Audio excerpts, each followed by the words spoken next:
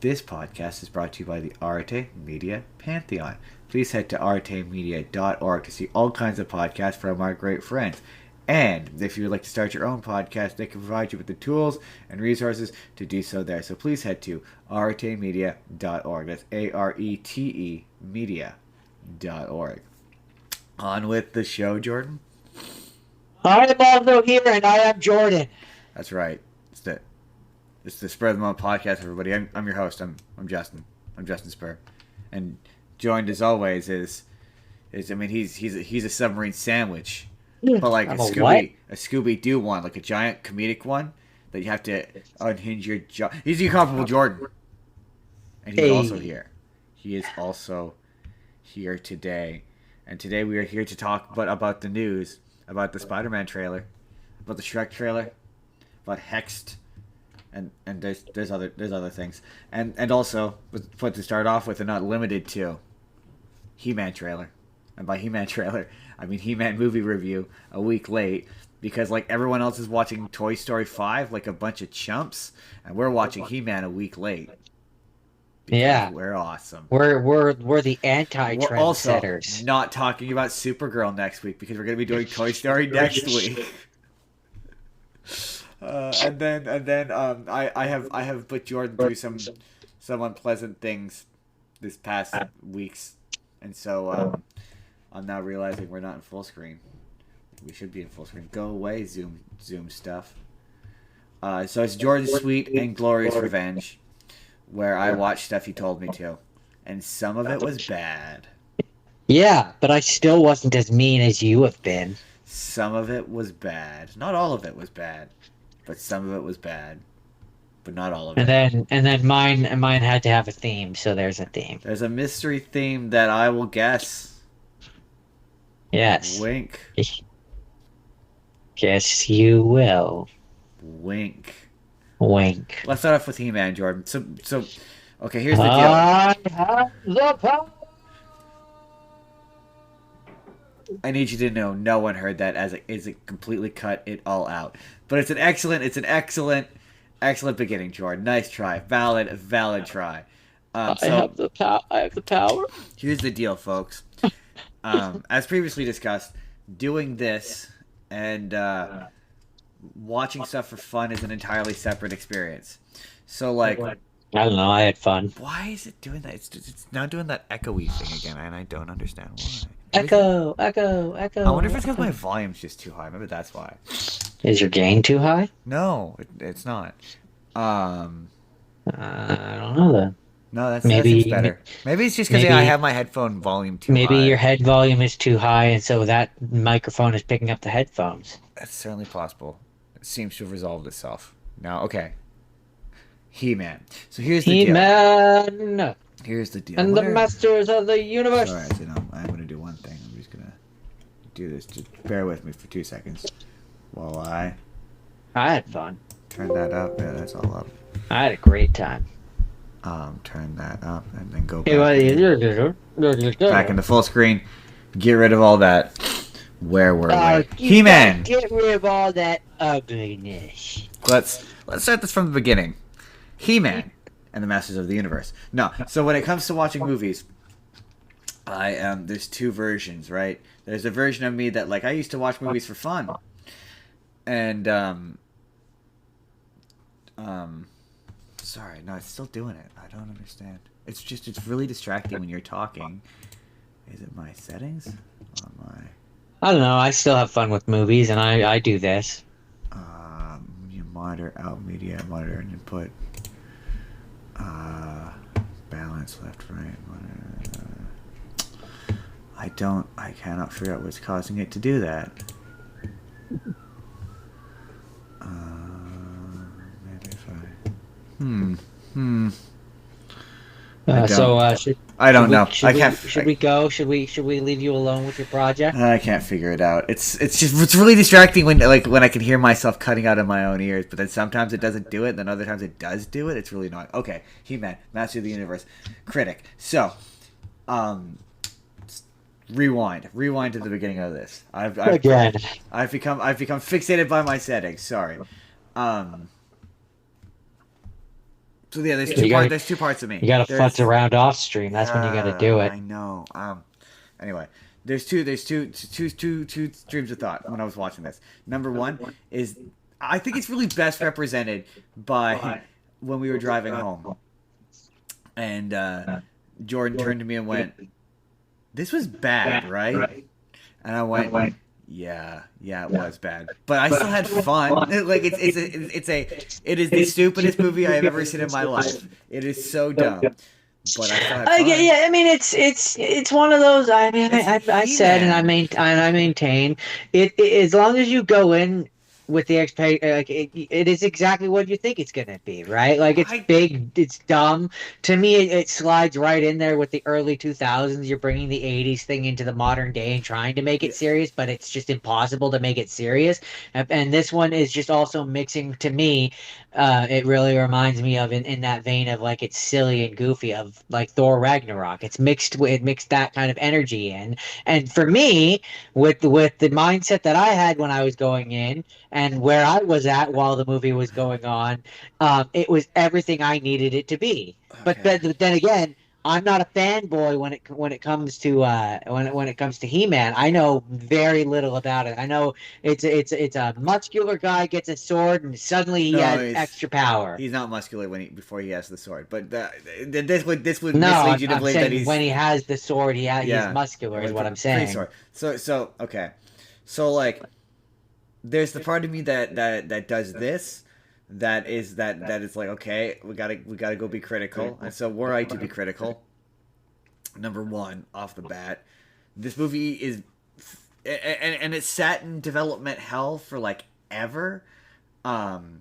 So it reads that way. This thing feels like it's two, perhaps three screenplays, different versions of screenplays that have been just absolutely mangled and mashed together into one Frankenstein of a fucking screenplay that is tonal whiplash. Like it's got horrid tonal whiplash. Um, where one moment it can't take itself seriously, so it's undercutting every single moment. It's doing the Marvel thing where it's undercutting every single moment with a joke, and it's not necessarily working. Jordan, talk. Respond to what I just said while I fix this. I mean, that's where I say it reminds me, but I think that this was one of the better movies, but it reminds me of Thor Ragnarok. I keep saying that because that's what it makes me think of in terms Well, of yeah, its energy I and could its see and that with its its pop, with the pop. Yeah, I could see that in terms of aesthetic. not even just it's a, Aesthetic. yeah, not even just it's that, but like the way that it's directed and the way that it feels, Yeah, the energy that it's bringing, just a lot of it reminds me of that. I could see why you would say that. I'm now really nervous about my sound settings, but I could see why you would say that. Do you want me Um, to turn my sound up and see if I hear you? um, I don't know why. Yeah, I don't know. I'm gonna have to see if I can't figure out if it's an OBS setting because right now I can hear myself talking in my own ears and it's really distracting. Um, but it's like jumbled and garbled, and I can't tell if it's because the microphone is picking up and I'm getting a feedback loop. But see now it's not happening. I don't hear myself talk, and I cannot. And it happens week to week, and it's been driving me mad, and I can't figure out how to stop it. It might So be your cable is bad. maybe it is. I don't know. Um, Thor Ragnarok. Tonal issues. This movie has way worse tone issues than Thor Ragnarok does by like a wide margin. One moment they're doing they want okay. This movie seems like it's two movies. It seems like at one point it was Adam is trapped on Earth, and the question of whether or not he is from Eternia is like is he crazy or is he from Eternia? Like that seems to be the direction that they were going for. And then it seems like there's another screenplay where it's a 100% sincere, genuine attempt at doing what is the show. And that's the stuff where he's like clear cutting guys with a sword and he's like sword fighting Skeletor, and like the dad. Spoiler alert: the dad dies. Like all that shit is from a completely different movie. Where you're like, and then Yeah, it's to so me it undercut. feels. Sorry. I was just gonna say it's so undercut by the next immediate moment. Where yeah, where they the next scene, literally the next scene, they're doing jokes, and you're like, this is tonal whiplash. Sorry, Ooh, I go hear on. hear screaming on your end. Yeah, sorry, Um, go on. yeah, no, I was gonna, You um, may now respond to what I said. no, I know, I keep hearing screaming, and it's really distracting. Like through your mic from the behind you from the kids that are playing outside. Yeah, it's gonna have to deal with it. Um, sorry. Today's What was I saying? unfocused for some reason. It's okay. Um, what was I saying? It's really distracting. James Gunn. No, it's gone. I've lost it. I don't remember. I genuinely don't remember what I was saying. You can really hear it. That's really annoying. Um, hopefully they're gone. We're talking about He-Man. He-Man. Tonal Yeah, issues. you said tonal issues. Oh yeah. Now I remember. Mine's like a lazy Susan. It definitely feels like maybe that one where it's like silly and goofy and like more like the cartoons or whatever, like the honest homage or whatever. Yeah. That stuff kind of feels like that was the original version, and then Yes. the other stuff that where Yes. he's lost in the Yes. human Totally. world Was feels completely like added that's on. executive Absolutely, you're notes. right. It totally yes. Absolutely. I was thinking that during the opening bits where he's on Um, Earth, where I'm like, this feels like the bit where he's telling his like I backstory to the definitely date feels understand so what you tacked mean. on. Like, Um, I'm I glad you definitely do. understand. I definitely understand what you mean. It's just for me, I guess it's an example where like I kind of expected that. Oh, see, Like I I didn't know what expected to there to be expect. Stu. I expected there to be. I never thought we were going to get a full movie where it was full Saturday morning cartoon. I expected there had it was going to be like a Speed Racer where Yeah, there's yeah. similarities, there's things, but there's always the studio I mean, meddling don't get or me wrong. Transformers or any number of the '80s things. GI Joe, Yeah, where it's like you get things that are cool in it, but there's also a lot of disappointing shit. like That's this. kind of what I went into this expecting. Was I was like, if I'm lucky we get some dope ass like fighting We scenes did. and we did. So that's why I'm Um, like I was pretty content with everything I got out of it because it was better than I was expecting. right, right. Like look, yeah, that makes it sound like I don't. It's not a very good movie, but like I had a great time watching it. I had a delightful time, but like, But like um, I was also incredible. I don't know if I should, but you know what I mean. yeah. Like But there's large portions of it um, where I'm like, I don't know anything about He-Man and the Masters of the no, Universe, so it meant nothing to me. but I know this is wrong. I like there's so much of it. Like I know that obviously He Man's not a fucking weenie. I know that Adam's not a fucking weenie. I know that words they use in the movie, by the way. Um, I know that there's even person we were with was like turned to them and went, yeah, I'm pretty sure he doesn't go to Earth. I don't think Earth is ever. I'm pretty sure we've Googled this before. I think the only time Earth has ever been involved in the He-Man story was with that live action movie. And I think that's supposed to be an homage to that, but yeah, you're right. It does all feel it feels like executive Well, meddling. it It feels feels like like an it feels like an executive saw their script and they were like, okay, and maybe this is just the cynical part of feels my tacked brain, on. but it feels to me like they saw the original script for the movie or whatever, and they were like, okay, how can we? Marvel is hot right now. Thor is hot right now. Chris Hemsworth is hot I right now. really think you're thinking How do too much we? of Thor. No, how do we capitalize on that? I Because you got a magic blonde guy who comes to Earth, loses his magic yeah, weapon that gives him all of his powers, I really don't think that. and then has to go back and save his homeland from the bad I thing. see the comparison. I really think that's incidental. I He really really think. is. He-Man in this movie really is just I think I Thor. think that's just a I think that's just a weird coincidence. That is a coincidence I admit I hadn't noticed until you pointed it out. But anyway, let's talk about the good shit because there's a lot of good shit. Yeah, I'm just saying. all of the action sequences are fucking tight as like shit. Like it's easy to see everything. Oh, it's Everyone, great. It's great, and the music is great. everyone gets a cool moment. Like everyone gets a cool moment. Every character. It's like, but it's just like it's one of those things where like if you're a fan of He-Man, I don't think you're gonna like this very much. But because I'm not a Probably fan of not. He-Man, I'm kind of fucking digging this. The best part of this is Jared Leto as Skeletor, who absolutely nails it. And he did a good job. I didn't even realize it was him until I got to the credits. Right? He understands the assignment. Like he knows that Skeletor is a character who thinks he's cool but isn't.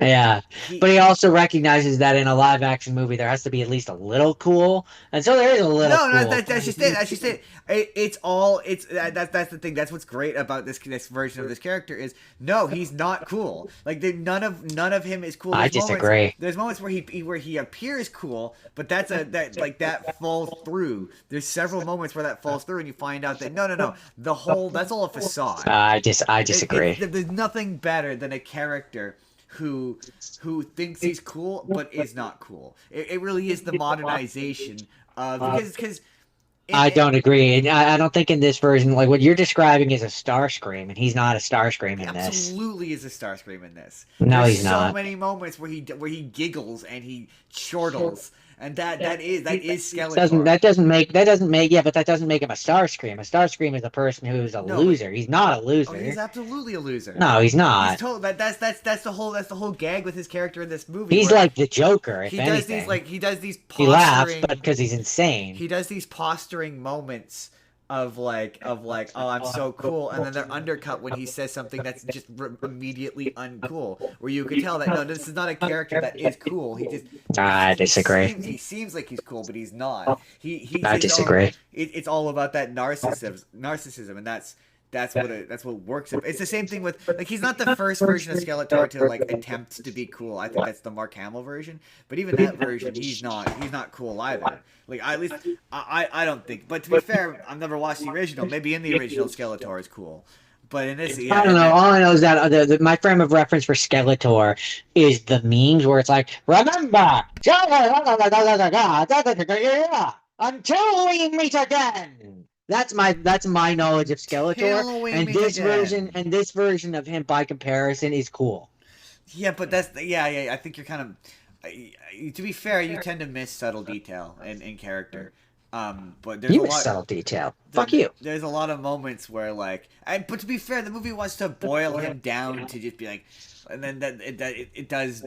It's really all simple. I know is that if I compare him to the other live action version of Skeletor that I've seen, this one's way cooler. So I'm giving it way more depth than even the movie gives it, where the movie just straight up tells you, no, he's just evil. No, he's just evil. He's got a skeleton for a face. Right? He's evil for the sake of being evil, and you're like, and it's like, wow. I appreciate that. Jared Leto is clearly thought more of this character than the people making this movie, that I can say, because he's definitely put depth and personality into it. There's so many great subtle moments of like he's doing a big speech and then he turns to Evil Lynn and he's a total dork, and it's so good. It's all the best. Like the thing that makes me go, he's a guy who thinks he's cool and he's not cool, is when he's in He-Man's mind, which again feels like a scene from a completely different movie. Where he's like human resources, you're like that shit's so funny. He's what maybe we're having different ideas of what's cool. To me, like there's cool, like there's he. Then that's what's great about this movie, but I assume it comes from a base of the original to some degree, where it's like that's kind of the point of He-Man is the masculine version of like the big, strong, tough guy version of cool, and he's cool in his own way, but Skeletor is like he's your theater kid cool. Yeah, that's not cool. It's like, but no, it is. It can be. It's not cool. If high school musical has taught me anything, no, it's that you're the learning theater the wrong kids lesson. Can be just you're as learning, cool no, as the 40 kids. Never one like that's the new modern day and modern era we live in. Is everyone can be cool. No, absolutely not. Absolutely not. I disagree. He's like Loki. Loki's cool. Nah, I wouldn't say he's anything like Loki. I would. That's exactly who I would compare him to. Um, to me, And He-Man is Thor. to me, he thinks that basically he thinks he's the guy who that's weird. Now your audio sounds weird. I don't know. Sorry. This is gonna be a tech issue episode, I guess. Um, He-Man or Skeletor strikes me in terms of character, the way that Or Jared like he's Leto's. Scar is the other person I would compare him to. Ah, no. See, Jared Leto is playing this character as the I don't know. Theater Kid is really the, but he's playing him like he thinks he's the guy with the sunglasses and the leather jacket, and he's not. He's the guy who pulls the curtains in the theater production. Whereas like, dude, you're Oh not. no, see that's not how I see You're him. not cool at all. I see him as like he's the guy he's in the lead role. He's the cool one. No, He's the one absolutely who's the not. center No, stage. no, no, That's no, no, that's no, why no. he's pulling No. all the strings and why everybody listens to him. Absolutely not. No, that's just it. Well, that's just it.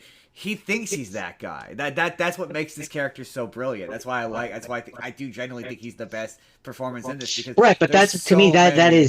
that is peak definition of what a theater kid He's is. not. He is. He thinks He he's that thinks guy. But he he's is not cool. that. He's not that guy. That's what I said. I said he thinks he's cool, but he is not cool. That's what I'm saying. But You can I'm think saying the idea of him and the presentation of him in the movie is cool. I won't take that away from you. But what I'm saying is, as a character, he is not cool. He's not a cool guy. He's a loser who thinks he's cool. I mean all villains are are bad and This not is cool different. and This is like the he's a dork. I think this is just we're not going to agree on this. He's a dork. No, we do agree on it. That's what's funny. Is he's a dork who thinks he's cool. It's just you Yeah, find the present. to me he's like textbook definition. You want to know who he is, and to me he's fucking Matthew Mercer.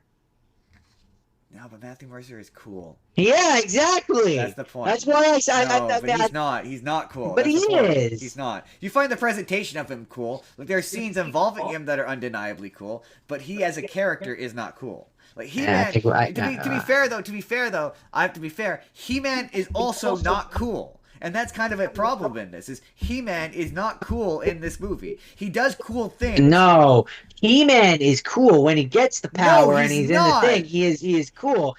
Yes, he is because they've done the classic Thor turns from the weak human into the magic guy from the ultimate But they one. don't. That's my point. And when he becomes, yes, he is confident. He's not He's scared to go and do the things. But he's not, especially for the first. But it's when he's in his Prince Adam form or whatever, No, and see, that's all. They don't do a good job of differentiating. Like when he first turns, like, and that's what I mean. All that. That's where I mean. This is where the me being critical of a movie comes in. Where like. That's where the bits like there's the bit where he becomes He-Man and he crashes the fucking bike into the back of the thing and he's a total goofball. Absolutely not. No, he's a dork. He-Man is a total dork until the end when it turns into the other movie and it completely. That's where I'm saying it has a tonal problem where it completely clashes with itself. But no, for the good chunk of this, they don't even call him He-Man. They call him Adam for half of it. He's a total dork. Like and then they do a gag at the end of the movie where he does the bit where and they're like, he realizes that we all know he's He-Man, right? Like they do those kinds of jokes. So no, he's both him and Skeletor are dorks in this, and it's kind of to its own. I won't deny that they do cool things, but the characters themselves are not cool. They're not cool guys. They're losers who surround themselves by cool people, but are in fact losers. Dorky loser. I can say that. I can say that. I can say that because I am a dorky loser, and I recognize my own kind, Jordan. One spots a dork. A dork can spot a dork, Jordan. You see, you understand? You understand? He gets it. He gets it. He knows what I mean. He understands. He's nodding. What you can't see is he's nodding. He's doing this. I'm not. He is. I'm not nodding. He's very specifically nodding because he gets it. He gets what I mean. They're dorks. But that's the problem. Like, I mean, I maintain theater kids. Yeah, dorks, total dorks. No, some theater kids can be cool. Justin, the High School Musical taught me that. Literally never met one. Jordan, they're all dorks.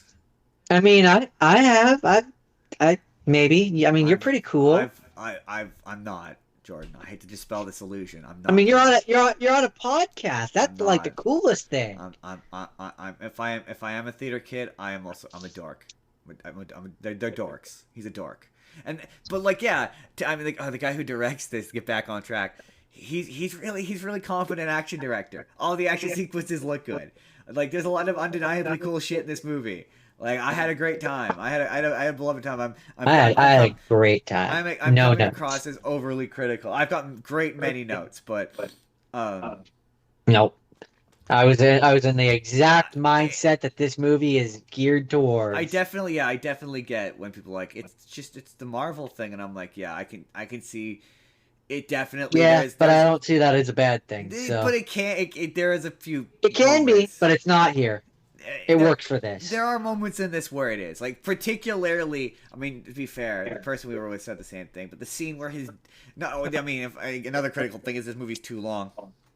That I'll give you. It needs to be 30 minutes shorter.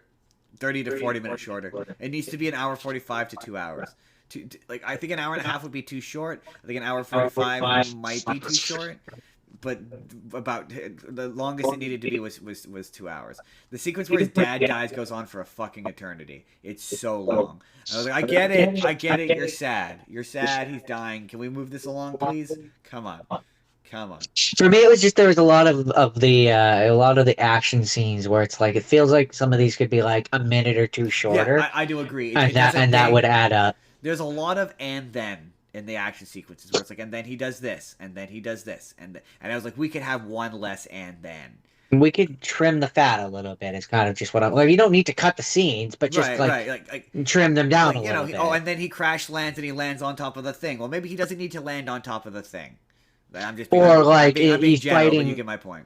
Or like he's fighting three guys, and we have like 6 minutes of fighting, and it's like you could maybe just have it be like 5 minutes of fighting. Maybe he doesn't need to fall cut off out the one of the swings, cut off one of the guy is attacking a little. Like there's certain things you can cut down, and it affects nothing. Every computer need to be sassy.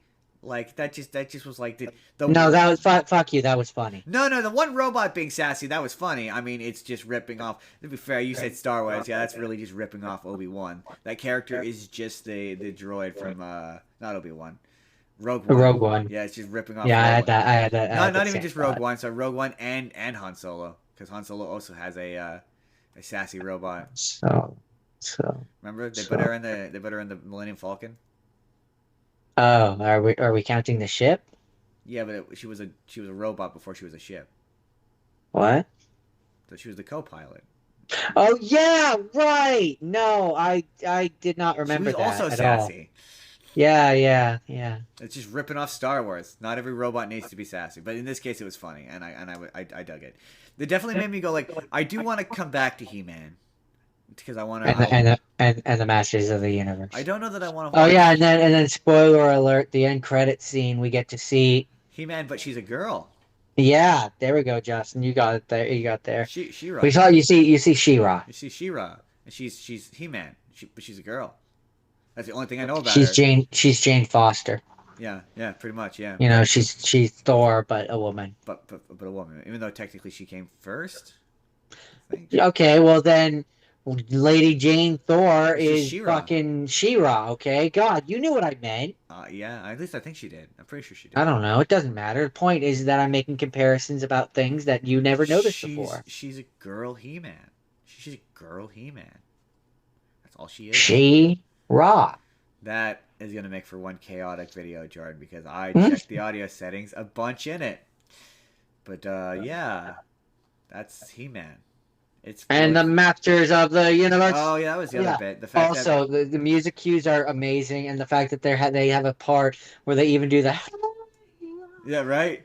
That was the moment I was like, oh, this. But that moment was funny, and that's the moment where I'm like, oh yeah, this movie knows the kind of movie it is. But then again, there's so many moments in it that are so self-serious that it completely kind of undercuts the humor. Where you're like, yeah, it's too self-serious in moments and not serious enough in others, and you're like, this is confused. This movie is confused.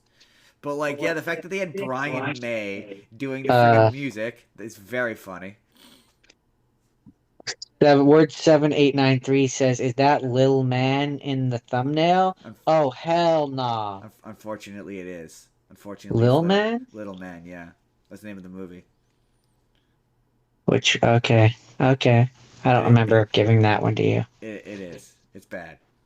You did. Oh, that one. Right, right, right. No, It's no, bad. now I do. Yes, Sorry, I keep forgetting the name of it. Yeah, yeah, yeah, fortunately yeah. that comes later. Um, He-Man, but yes, no, Yeah. I want to come back to this because I want to watch He-Man Revelations. I hear it's good. It looks good. There's like 3 seasons of it. Mark Hamill is Skeletor. Skeletor, you know the bit where Skeletor's like, I have the power, and it doesn't work. Well, in He-Man Revelations, it does work, and he turns into a badass version of Skeletor. That's evil and sick.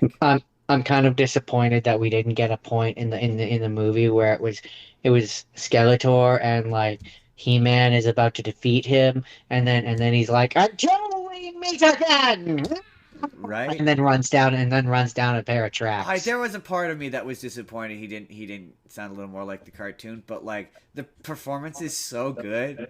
It Yeah, genuinely is really like I mean he maybe he's because he's so thoroughly buried and you don't know that it's Jared Leto. Maybe that's it. I don't know, but he's got some legit funny lines. Like again the whole bit where he's going through Adam's life. I cannot stress enough how much it's from a completely different movie than the rest of the movie that Skeletor is in. But it's legit funny. Like him in his little shorts is legitimately fucking funny. Um, but yeah, that's it. That's He-Man. Unless you have anything else you want to say about He-Man. and the Masters of the Universe. I really I apologize for all the tech issues you just had to watch. That's it. That's the end. We're moving right along. Moving right along. It's funny because I'm gonna go back through and comb footage, and when I do, all those moments where I was driven crazy by the audio, You'll hear um, nothing. I'll hear nothing and I'll be really pissed at myself. Jordan, the news, Doo-doo-doo-doo. the news, The news. da news, The da noose. news, Denise. Denise. Jordan, let's start off by you telling the audience what you think of the Spider-Man trailer. Jordan, new Spider-Man trailer. What do you think? Well, I only watched it once, and it was near the beginning of the week. But I seem to remember there being a Hulk in it, so that's kind of cool. There also appears to be the Hand, which is interesting, I guess. That definitely implies that I think we already know that is. Do we already know is Daredevil in it? We do not know. No, we don't Okay, know. well, if the It Hand is is in it, assumed that he might. if the Hand is in it, then But I would say it's almost guaranteed that Daredevil is in it because they go hand in I hand. don't really understand where. Hand in hand. I know I got it. I just chose to ignore it. Hand in hand. I got it. It wasn't good the first time. I don't understand where the hand comes into this. This thing. Look, okay. Here's the thing. The more trailers come out with this, the more confused this looks. This does look like a jumbled mess. It really does give me um Amazing Spider-Man 2 vibes where I'm like, there's just no way that this thing doesn't end up feeling like too much.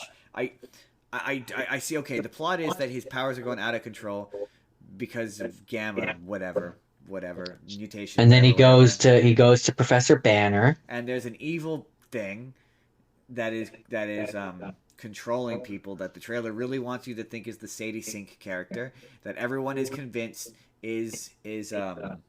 Jean Grey. is Jean Grey, and I don't think it is. I think everyone's pulling another fucking Mephisto, where they've like gaslit themselves and convinced themselves that it's Jean Grey. So that way, when it's not Jean Grey, they can all be pissed off about it. And I'm just like, it's not Jean Grey. Like just a myriad of reasons beyond the fact that when has the MCU ever done anything like that or paid off anything like that in that regard? Like the MCU always makes you think it's a well-known character that you know, and then swears that it's a random character you've never heard of that looks like the character you might know. They do that all the time. Like That's true. apparently there's a character called Typhoid Mary who mind controls people, is psychic, and has red hair. That she could probably be. I mean, there's also just the fact that it could be a character that they've repurposed and given red hair in this version of the Yeah, thing. that's also It could possible. it could be any you. I mean, this could be like not Emma Frost. No, Emma Frost is blonde. Right, but I'm saying she doesn't have to be. Nah, she's one of those characters that has to be. again, they did a version of MJ who I know wasn't Mary Jane, but they said MJ, who was not even white. So to do a version of that Red head. is entirely possible. Red hair is so specific. Honestly, if they're it's another I'm just saying that's another argument. I'm just saying it's possible. Right, another redhead to be. I mean, Whether it's likely or not, it's it's possible. possible, but also there's no way she's Jean Grey because Jean Grey, classic redhead, they would recast her as a black woman.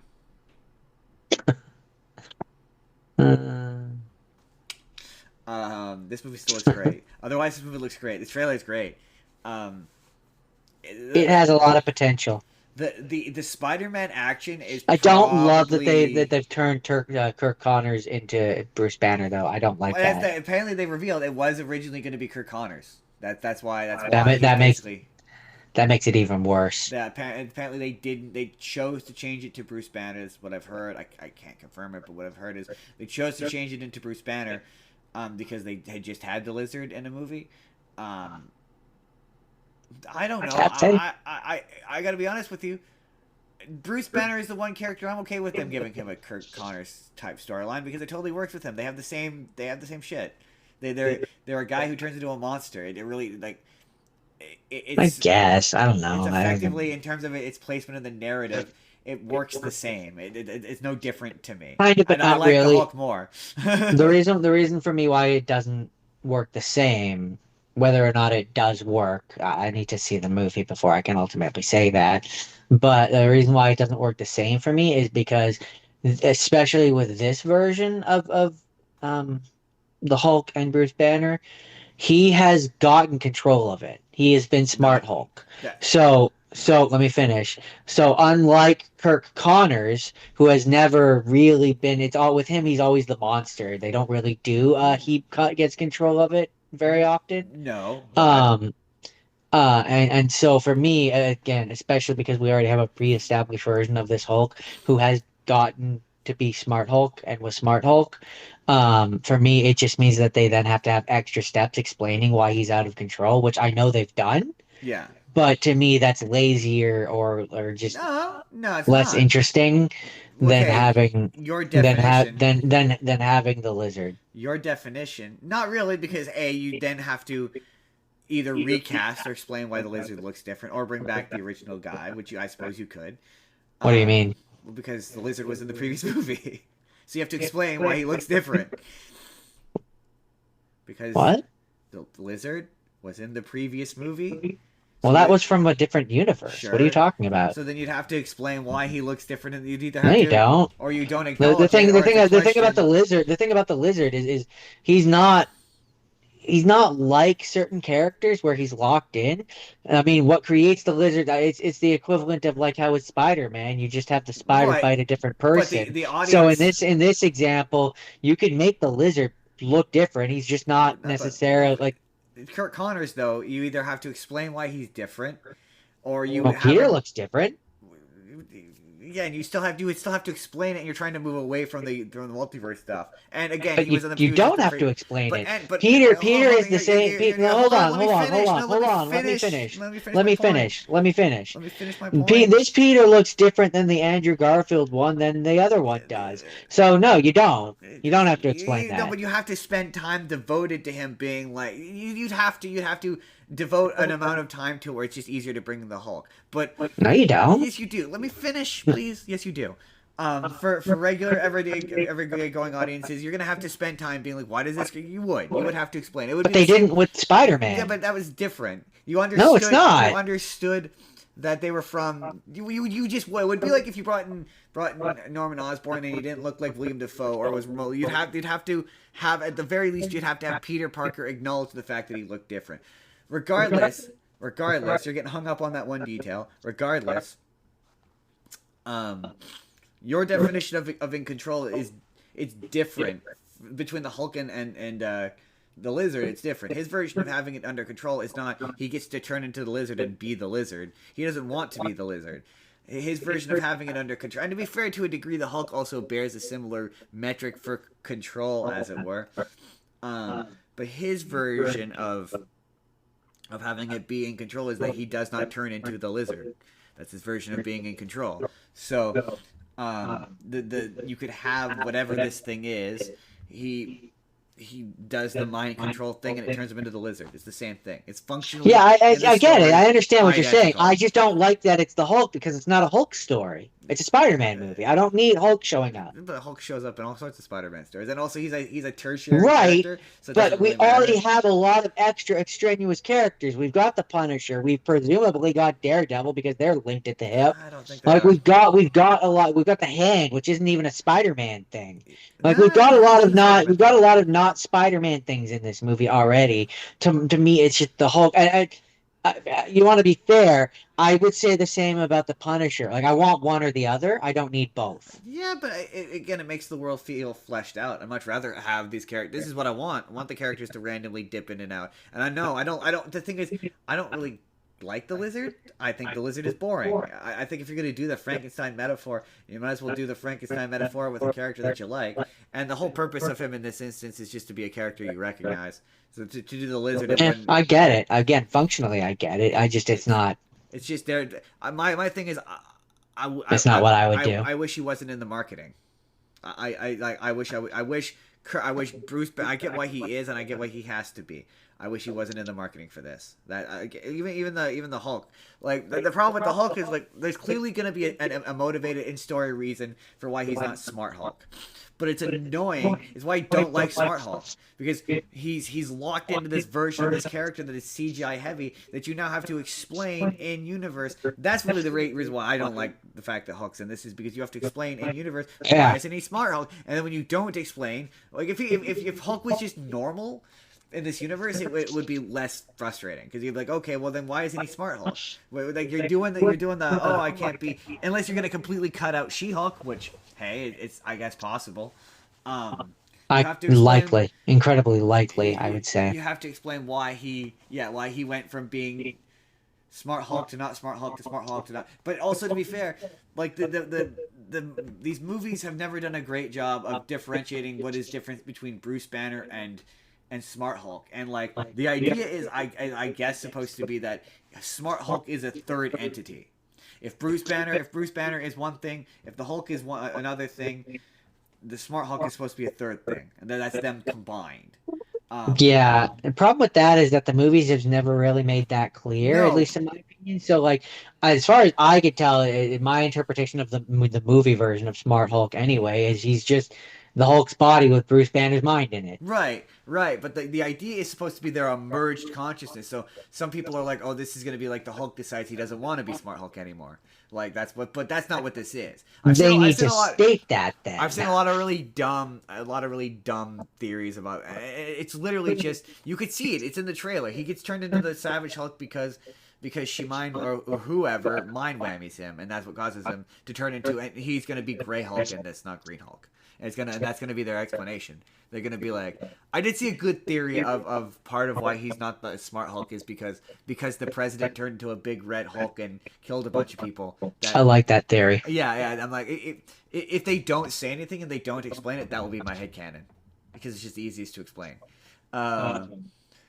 But yeah, no, the action. This looks great. To me, Tom Holland is still the best Spider-Man because he's doing the quips. Like the bit at the end where he's like, "You guys stretch." You know, I'm not in high school anymore. I gotta get down to stretching now. That was funny. That's funny. That's good Spider-Man shit. That is excellent and very well made Spider-Man shit. Yeah, just the way that he interacts with Frank Castle as well feels very Spider-Man. Right? There's a really funny behind the scenes clip of them like arguing with each other. That's great. I saw someone say that they got rid of they've gotten the big there's a bunch of shit apparently Tom Holland got on the internet and is like he's the fan advocate now or whatever, but there's just a lot of things like they made the conscious choice to do Spider-Man practically like almost all of the time. It's not like the Raimi films where half the time he's fucking CGI and he's floaty as shit. It's not, and that's the same issue with the John Watts movies where he always looked like shit when he was web swinging because he was a CGI and he looked all floaty. He didn't look like he had any weight. The fights all look great. Like the shit with Scorpion looked great. It's good to see Nacho Vargo landed on his feet. I know, right? I mean, no, he landed on his ass, but it's not here nor there. Oh, that was the other bit. I hate how much MJ and Ned are in this. I hate it. I will never not Yes. hate it. There's nothing that movie can do to make me not hate it. I'm sorry. I will look past it to see all the cool Spider-Man shit I'm looking forward to seeing. Oh, that was the other. Yeah, the suit is practical, and they've taken out, or at the very least they're not using it all of the time. They've taken out the face shells that they put in the masks to make them all look uniformly the same. Mm. So when you see him talk, you actually see his mouth talk. And I really appreciate also how they've stopped making him sound like his voice is muffled by the mask. At least in the trailer, anyway. That's what it appears like. Like that's a big thing with the John Watts movies that drove me crazy. Where anytime he was Spider-Man, his voice was muffled because they were like, "Oh, he's wearing a mask. His voice will be muffled." It's like, no, it's a he's really. That's the bit where you can't suspend your disbelief, people. Like the fact that his voice isn't muffled by the mask. He can walk on walls, and that's the bit that you're. Really, that's where you're drawing the line here. Come on, man. Yeah. This is coming out at the end of next month, and we're gonna watch it for the show. Swick, swick, swick, Flip, swick. flip. Looking good, looking fun, looking Hey. flippity fly, man. Looking flippity, gosh darn, fly. Jordan, speaking of trailers that off-put me, Shrek, Jordan. Get Shreked. Are you feeling Shreked? Get ship Shreked. I want to hear your thoughts first. Really, this is unique. This is a unique situation you've put me in. I can't decide if I hate it or not. Interesting. I keep flip flopping on whether or not I hate it. I know I said after the first one you were automatically put off. We got into a huge thing about it, and I was like, I need to see more movement of it before I can. I'm still in that. I need to see a full movie before because I hate it kind of. I hate parts of it. I hate how Donkey looks. I don't. I'm off put by Shrek, but I don't hate it. I'm not seeing enough of it, but it looks too real. They've given him wrinkles, and it's like an uncanny valley thing where it makes it feel weird. The only one I don't have an issue with is Fiona, and that's just simply because she's not in the trailer a ton, enough for me to really be off put by it. But Shrek has forehead wrinkles, and it weirds me out. But like, I understand why it is the way it is. I've seen a lot of really good videos. I saw a really good video where they're like, the reason why it doesn't look right is because it's been like 15 years since the last one, and most of the team who made the last one, as is the last one, looked weird. But the team who made the last one don't work there anymore. And I saw a lot of really good comparison videos that were like, it looks like it's being made by the animation team that does How to Train Your Dragon, because a lot of the movement animation is identical. I saw side by side. It's kind of creepy, and just in how their pseudo realistic movement moves. And I was like, oh, okay, yeah, that's totally valid. I understand. You can't make it look exactly the way it used to. I don't know. What do you think? What are your feelings? I've talked too much. That's me working out my feelings in real time. Um, okay. It's interesting the comparison that you made, but kind of what it made me think of is it's more like it's a Toys for Bob situation, Interesting. where Interesting. you have you call it another animation group, whatever, another bunch of people, who have come in and they're studying the original game, as it were, or Yeah. movie in this case. They're looking at it and they're trying to do. You didn't hate this? I, I'm torn. Really? I'm Sorry, it's torn. just I can feel it. You're winding up to say that you didn't hate this. I'm Really? torn. There are things about it I hate. Is it the gingerbread cake joke? Because I hated that too. Oh, there's that. There's certainly. We'll get there. You need to just let me ramble through this. Um, but so it very much feels like a Toys for Bob thing, where it's like they're trying to stay true to the original while also being their own thing. Interesting. And so that's how I read it, anyways. Currently in my current mindset. Um, But okay, so I saw one person who made this comment, and ever since it is stuck in my head, where they're like, you know, Shrek looking and I think you said this with the original or with the first teaser or whatever, but Shrek looking older or different, if the March of Time is supposed to be in the real kind of sense of it, where it's supposed to be his Yeah, kids are yeah. now adults, right? Like, so it's supposed to be as many years as it has been since the original, clearly.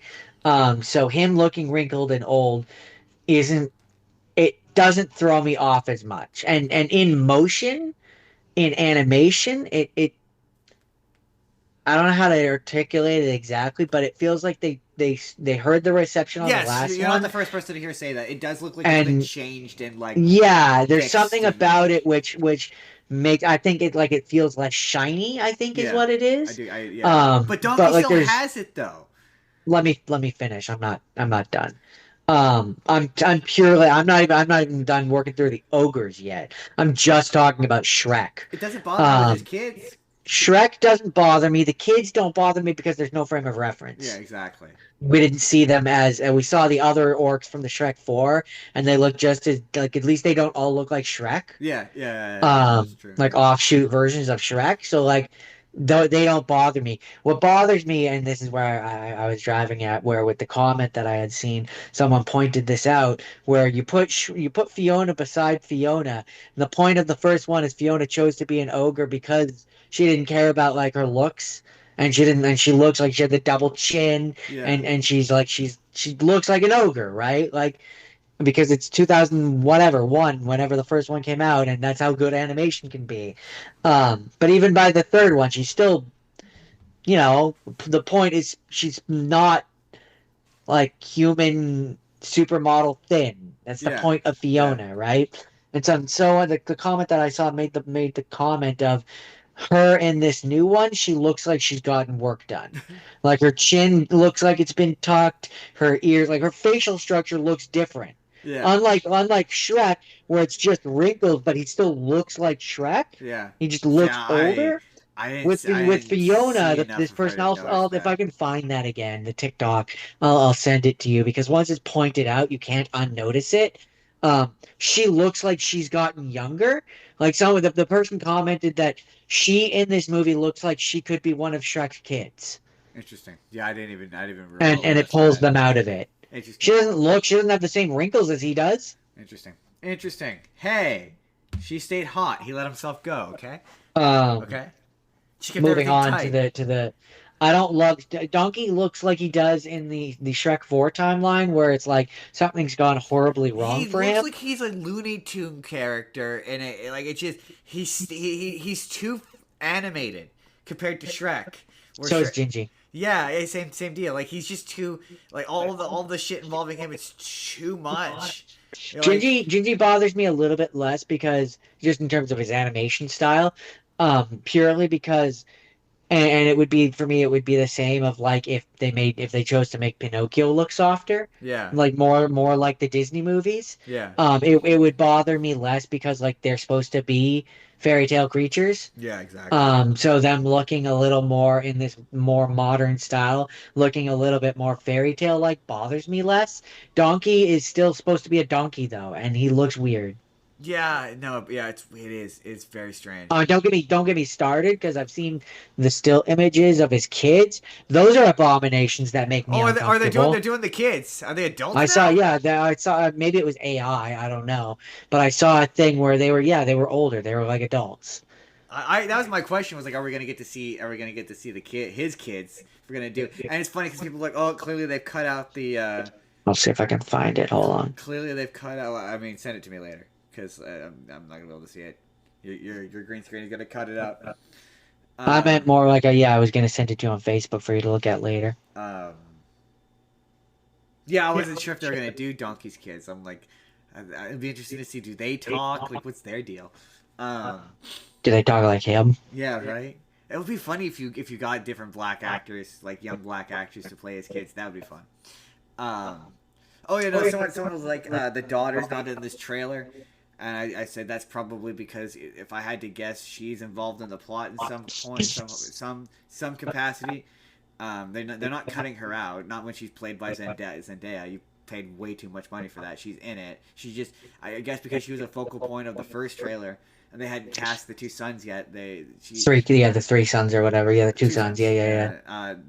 That this was a focused Well, on yeah, them. especially because people kept complaining with the first one where they were like, "Where's the other kids?" So It's funny that they don't talk though. That I did even though they've been cast, they have voices. It's funny that they don't talk. You don't see them talking in this trailer. This trailer is very odd. It's one of those like it's been weird. It's weird. yeah, It's my like thing with this trailer is that it's like it feels it's got the unfinished. scary movie effect where it feels like it's trying really hard to encapsulate an era that no longer Yeah. exists.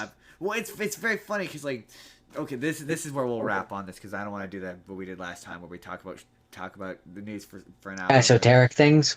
But I did see a couple comments in regards to this trailer that I completely agree with. Shut up. The people who are like, oh, that's not my Shrek, not the Shrek I grew up with. You didn't grow up with Shrek. You weren't there when Shrek first came out. Okay, you watched it on like streaming when you were like, that doesn't count. It's not, you don't get to be like not my Shrek. We get to be like not my I Shrek. owned the original Right, VHS. right. The one that had the In fact, fill-in.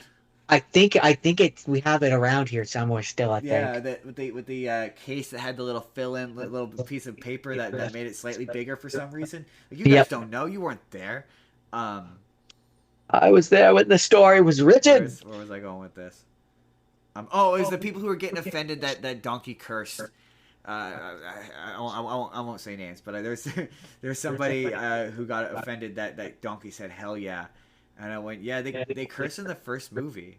I was gonna say, I'm pretty sure he said things like that like since the original. Yeah, when he gets dropped off by the old lady, she refers to him as the talkiest damn donkey you'll ever see. Yeah. Did you need a specific Olaf prostitution joke? No, I don't think you needed that. That really felt unnecessary. Was it kind of funny? A little bit, yeah. I like that bit because it was a fun callback to Fiona's mother when they were going to get the bit from the last movie with Rumpelstiltskin. Drive faster, dear. That was funny. I like that. That was good. That was a nice reference. That was a solid reference. Look, man, I've seen every single Shrek movie. I like Shrek. They're always funny. We will keep our eyes on this with great interest, as it were. Yeah, I'll probably watch it on streaming. Next, Jordan Hext.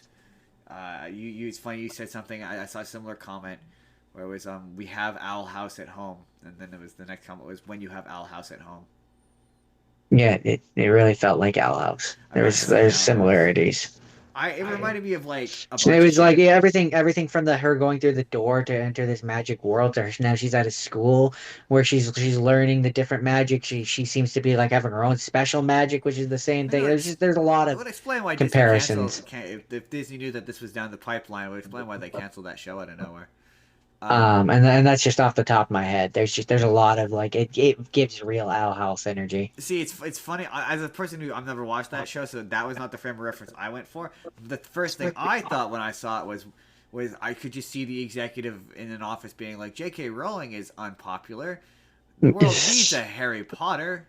Let's make our own Harry Potter." To be fair, I can't say this for sure, but I could believe that Owl House was based off that anyways. Was based off the idea of, hey, we need a Harry Potter. Let's make our own Harry Potter. Except ours won't be like specifically because in the case of Owl House, specifically because specifically because that one is very LGBTQ plus positive and everything. Yep. I absolutely believe that the creator of Owl House was like, I want to create a version of Harry Potter that's like the opposite of everything that J.K. Rowling believes in. Sure, definitely. Just real quick, Joe. This is a quick story. There was a new trailer for Grand Theft Auto 6, which I didn't bother sending to you because it was 36 seconds long. I heard it was just it was the cover. It's just the cover and the date that it's coming out. Yeah, is apparently coming out June 25th, 2026. June 25th, 2026. Oh, That's not right. that's not right. That can't be true. That can't be right.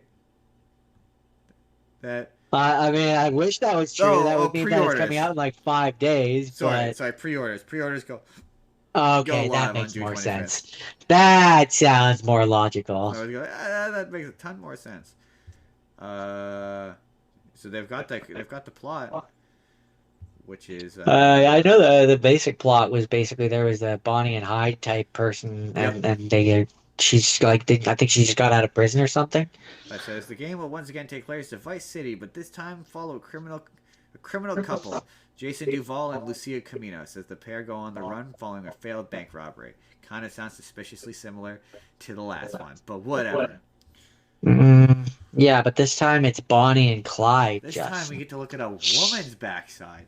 Uh, it's going to be way more enjoyable. Jordan, this I sent you. You sent this to me, but I had already seen this, which is that crazy crossover coming to comics. Jordan, it's a crossover called Oh yeah. "The Muppets Take the Marvel Universe." As comic book celebrates the 50th anniversary of the Muppet Show, and it's a new one shot that answers the question: what if, as the Muppets collide with stories by Chip Zdarsky, Pete Woods, and more. And here's some of the new stories.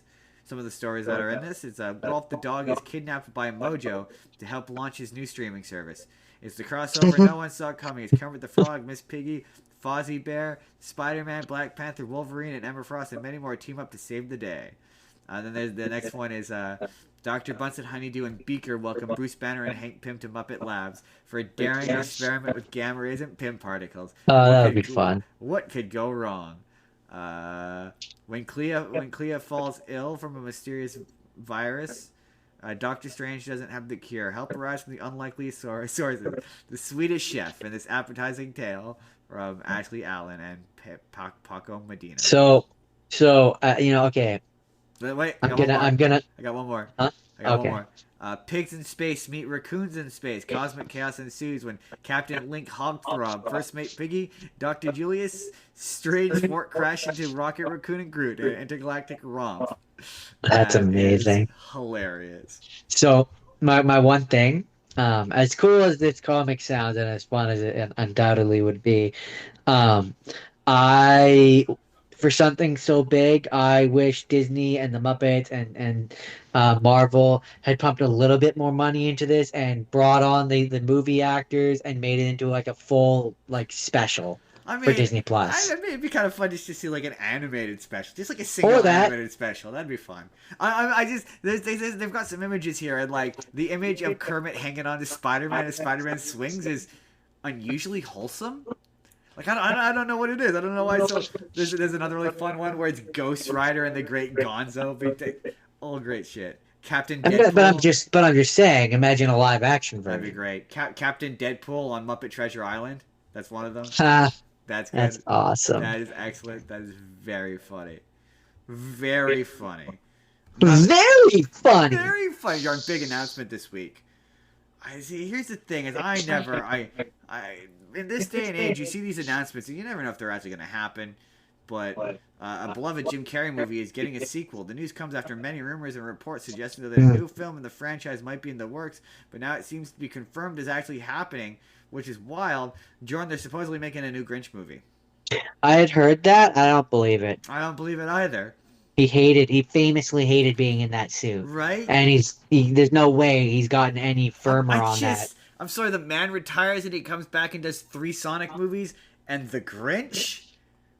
Really? 2? The Grinch 2? The Grinch, exactly, yeah, The Grinch 2? It's my first thought is I think I said this the first time we But talked okay, about it. let's pretend that that's real and like speculate. What would you even do? I mean, maybe it'll be animated. He said he would do it if they could CGI it. They could do motion capture. There's technically, to answer your question, I had that thought too. There's technically a sequel to the book, and it's actually funny because I didn't include this, but I figured it's worth mentioning during. But they released the day they announced this, they released the trailer for a game where it's The Grinch Saves Christmas, which is technically the sequel to the How the Grinch Stole Christmas. It's How the Grinch Saved Christmas. It's the second one. I actually pointed out to you at the store once, but basically, from what I can recall, the very basic plot of it is it's now the Grinch's turn to put on Christmas, and it's a like everything goes wrong kind of story, and he has to pull it together at the last second. Which I But would, in this world, Santa exists. yeah, but he can still put on a no. I mean like I think it's like he's putting from what I can recall. It's been a minute, but it's like he's saving. Like he's the one who's putting on like a Christmas party, I should say. Oh, I thought you meant like all of Christmas. No, no, Like, no. Hold on. No, fuck it. Fuck it, Jordan. We're here. Let's Google it right now. let's do it live. We're doing it live. We're Hold doing on. it live. Hold on. Doing it live. Bye, boy. God damn it. God damn you, stupid piece How of the shit. Grinch saved Christmas. How the Grinch didn't ruin Christmas for his mother-in-law. Of course, it's not gonna.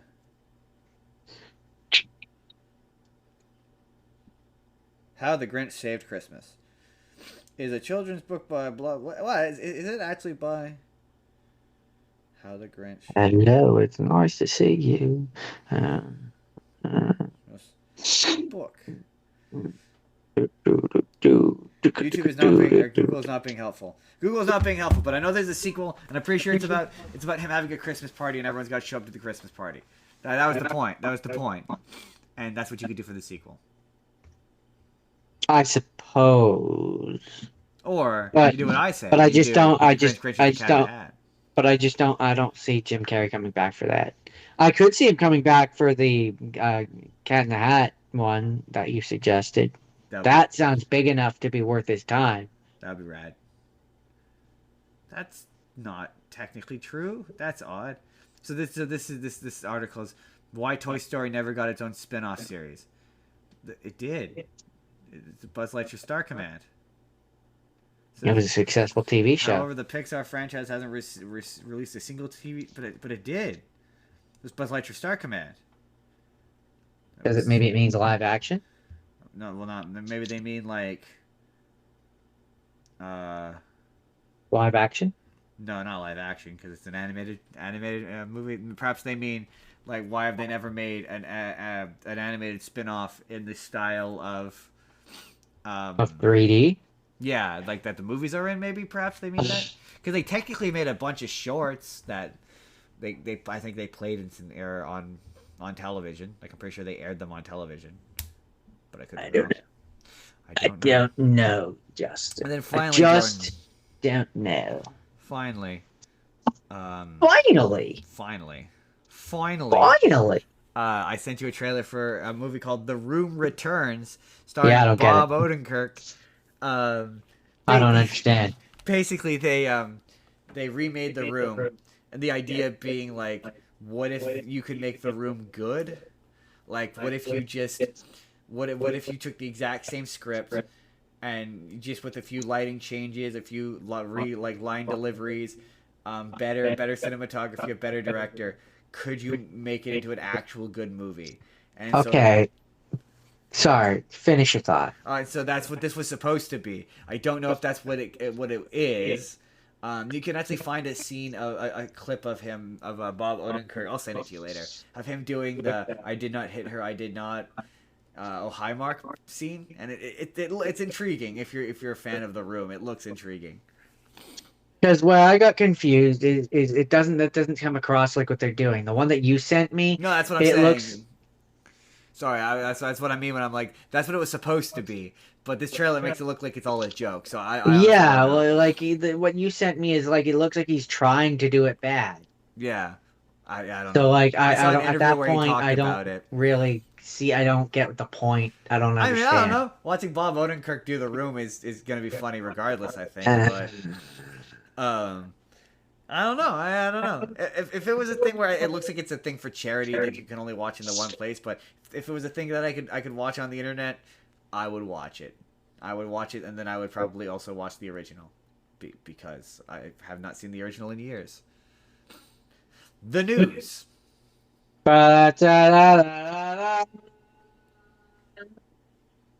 Yeah. Today's show, as always, is brought to you by Wild Education, they now have engagement opportunities where you can join and donate, and you can get an opportunity to hang out with Gary, their serval cat. And also, they have options for purchasing rats locally in Abbotsford if you would like to purchase rats. And just generally, they're helping the animals, so you should help them by supporting them. You click any one of their links in our description down below. But also, I have a special announcement. I think I announced this last week, but I actually have promotional material this time. The Final Frontier, the Star Trek podcast that I am on, will be appearing at a convention. And I have an ad for that I'm going to play awkwardly because I don't remember what my hotkeys to play trailers are. We're going to go in OBS, so you're going to have to deal with this. We'll be back in like a minute. I'm going to play that now. Jordan, mute your microphone. I need the mask though. Come on, mask. Come on, Mass. There you go. Hey, everybody. It's Jake from the Final Frontier podcast, and I want to invite you to come see, well, kind of us. Me, definitely. Justin will be there in robot form. To In Conjunction, Indiana's oldest volunteer sci-fi and book convention. We have been graciously invited to lower the bar at In Conjunction, and we will happily do so, but we're also going to raise that fun bar. We're going to have our table set up, tell people about the podcast. If you watch and you're in the greater Indianapolis area, come say hi, take a photo. I'll sign something for you. I don't care. And we're going to have Star Trek merchandise to sell. We're going to have a raffle going off and free candy. Come to In Conjunction, say hi to us, and then check out all the other great stuff. And a little birdie told me there's going to be gaming and panels. Oh, that's pretty cool. So, that's pretty cool. Yeah, it's going to be a lot of fun. So come see us at In Conjunction July 10th through July 12th, 2026 at the Wyndham Indianapolis Airport. So that's the hotel that's right there, conveniently located close to the airport. And we will see you guys there at In Conjunction. We will see you there. I will see you. Justin will see a video feed of you.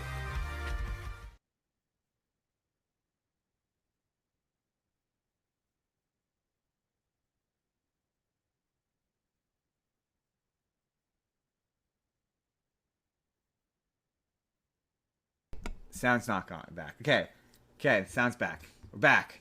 You can actually hear me now. You just saw me talking a bunch, and Spotify there was a big blank in the audio. But now we're back. We're back. Go check that out by clicking the link.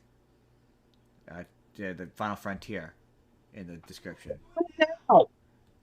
Do it now. Do it now. Do it now. No. On with the show. Yeah. On with the show. In case you missed the beginning of the show, I made Jordan. Jordan had to do a bunch of bad movies recently, and I felt bad, so I was like, let's let Jordan pick stuff. Because Jordan picked stuff, I'm going first. So I did. I'm once again going first, Jordan. This is becoming a habit. I know. I like the power. You're out of control. You know. You need to be stopped. I know. Jordan, my first thing is a movie called Transmorphers.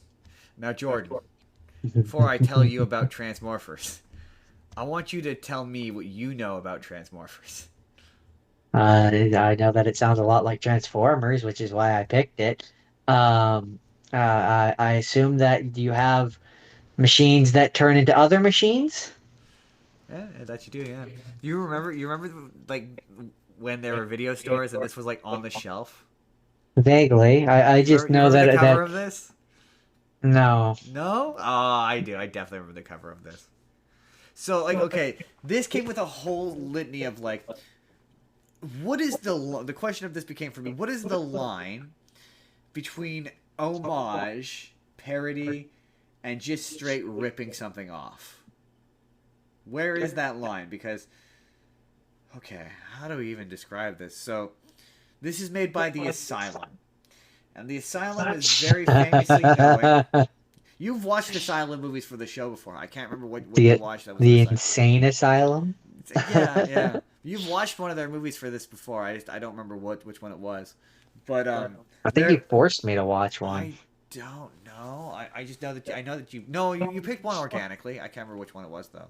But anyway, their whole thing is they go out and they make movies very fast, very, very quickly and very cheaply to try to capitalize on currently popular movies.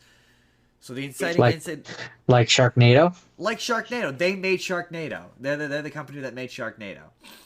It's their most successful movie. They made this on like a dime, and it made decent money. The idea with this is that you buy this. This doesn't work. These movies don't work so much now on streaming, although apparently they have a deal with Tubi. But back in the day, it was like you'd be like, oh, your grandma would be like, it's Transformers. So anyway. The plot is that a group of alien robots crash on Earth and take over the Earth and drive all of the humans underground. And so now the machines are controlling the surface world. So it's the Matrix. And all of the humans have been driven underground.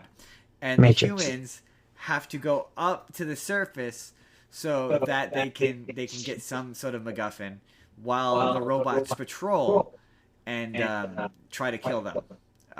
Try to exterminate them, as it were. And the big twist of this movie... Try to terminate them, if you will. Terminate them, as you will, yeah. And you could tell the big climax of this thing is that you find out that the main guy who you've been following the whole movie, it turns out, Jordan, that he is a robot, and he's been a robot snap. The whole time.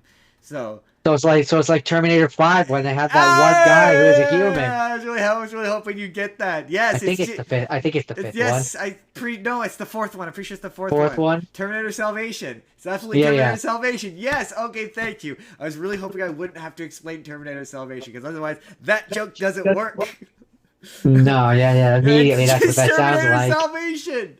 And it's not worth pointing out to you that the acting is bad and the direction is bad. Oh no, it was intended to be. No, I will say that some of the set. I guess it's because I also would have taken the Jenny Smith one where you have Connor is now a Terminator, but he's human. Yeah. No, but this is more specifically because of the time it came out. It's very definitely Terminator Salvation.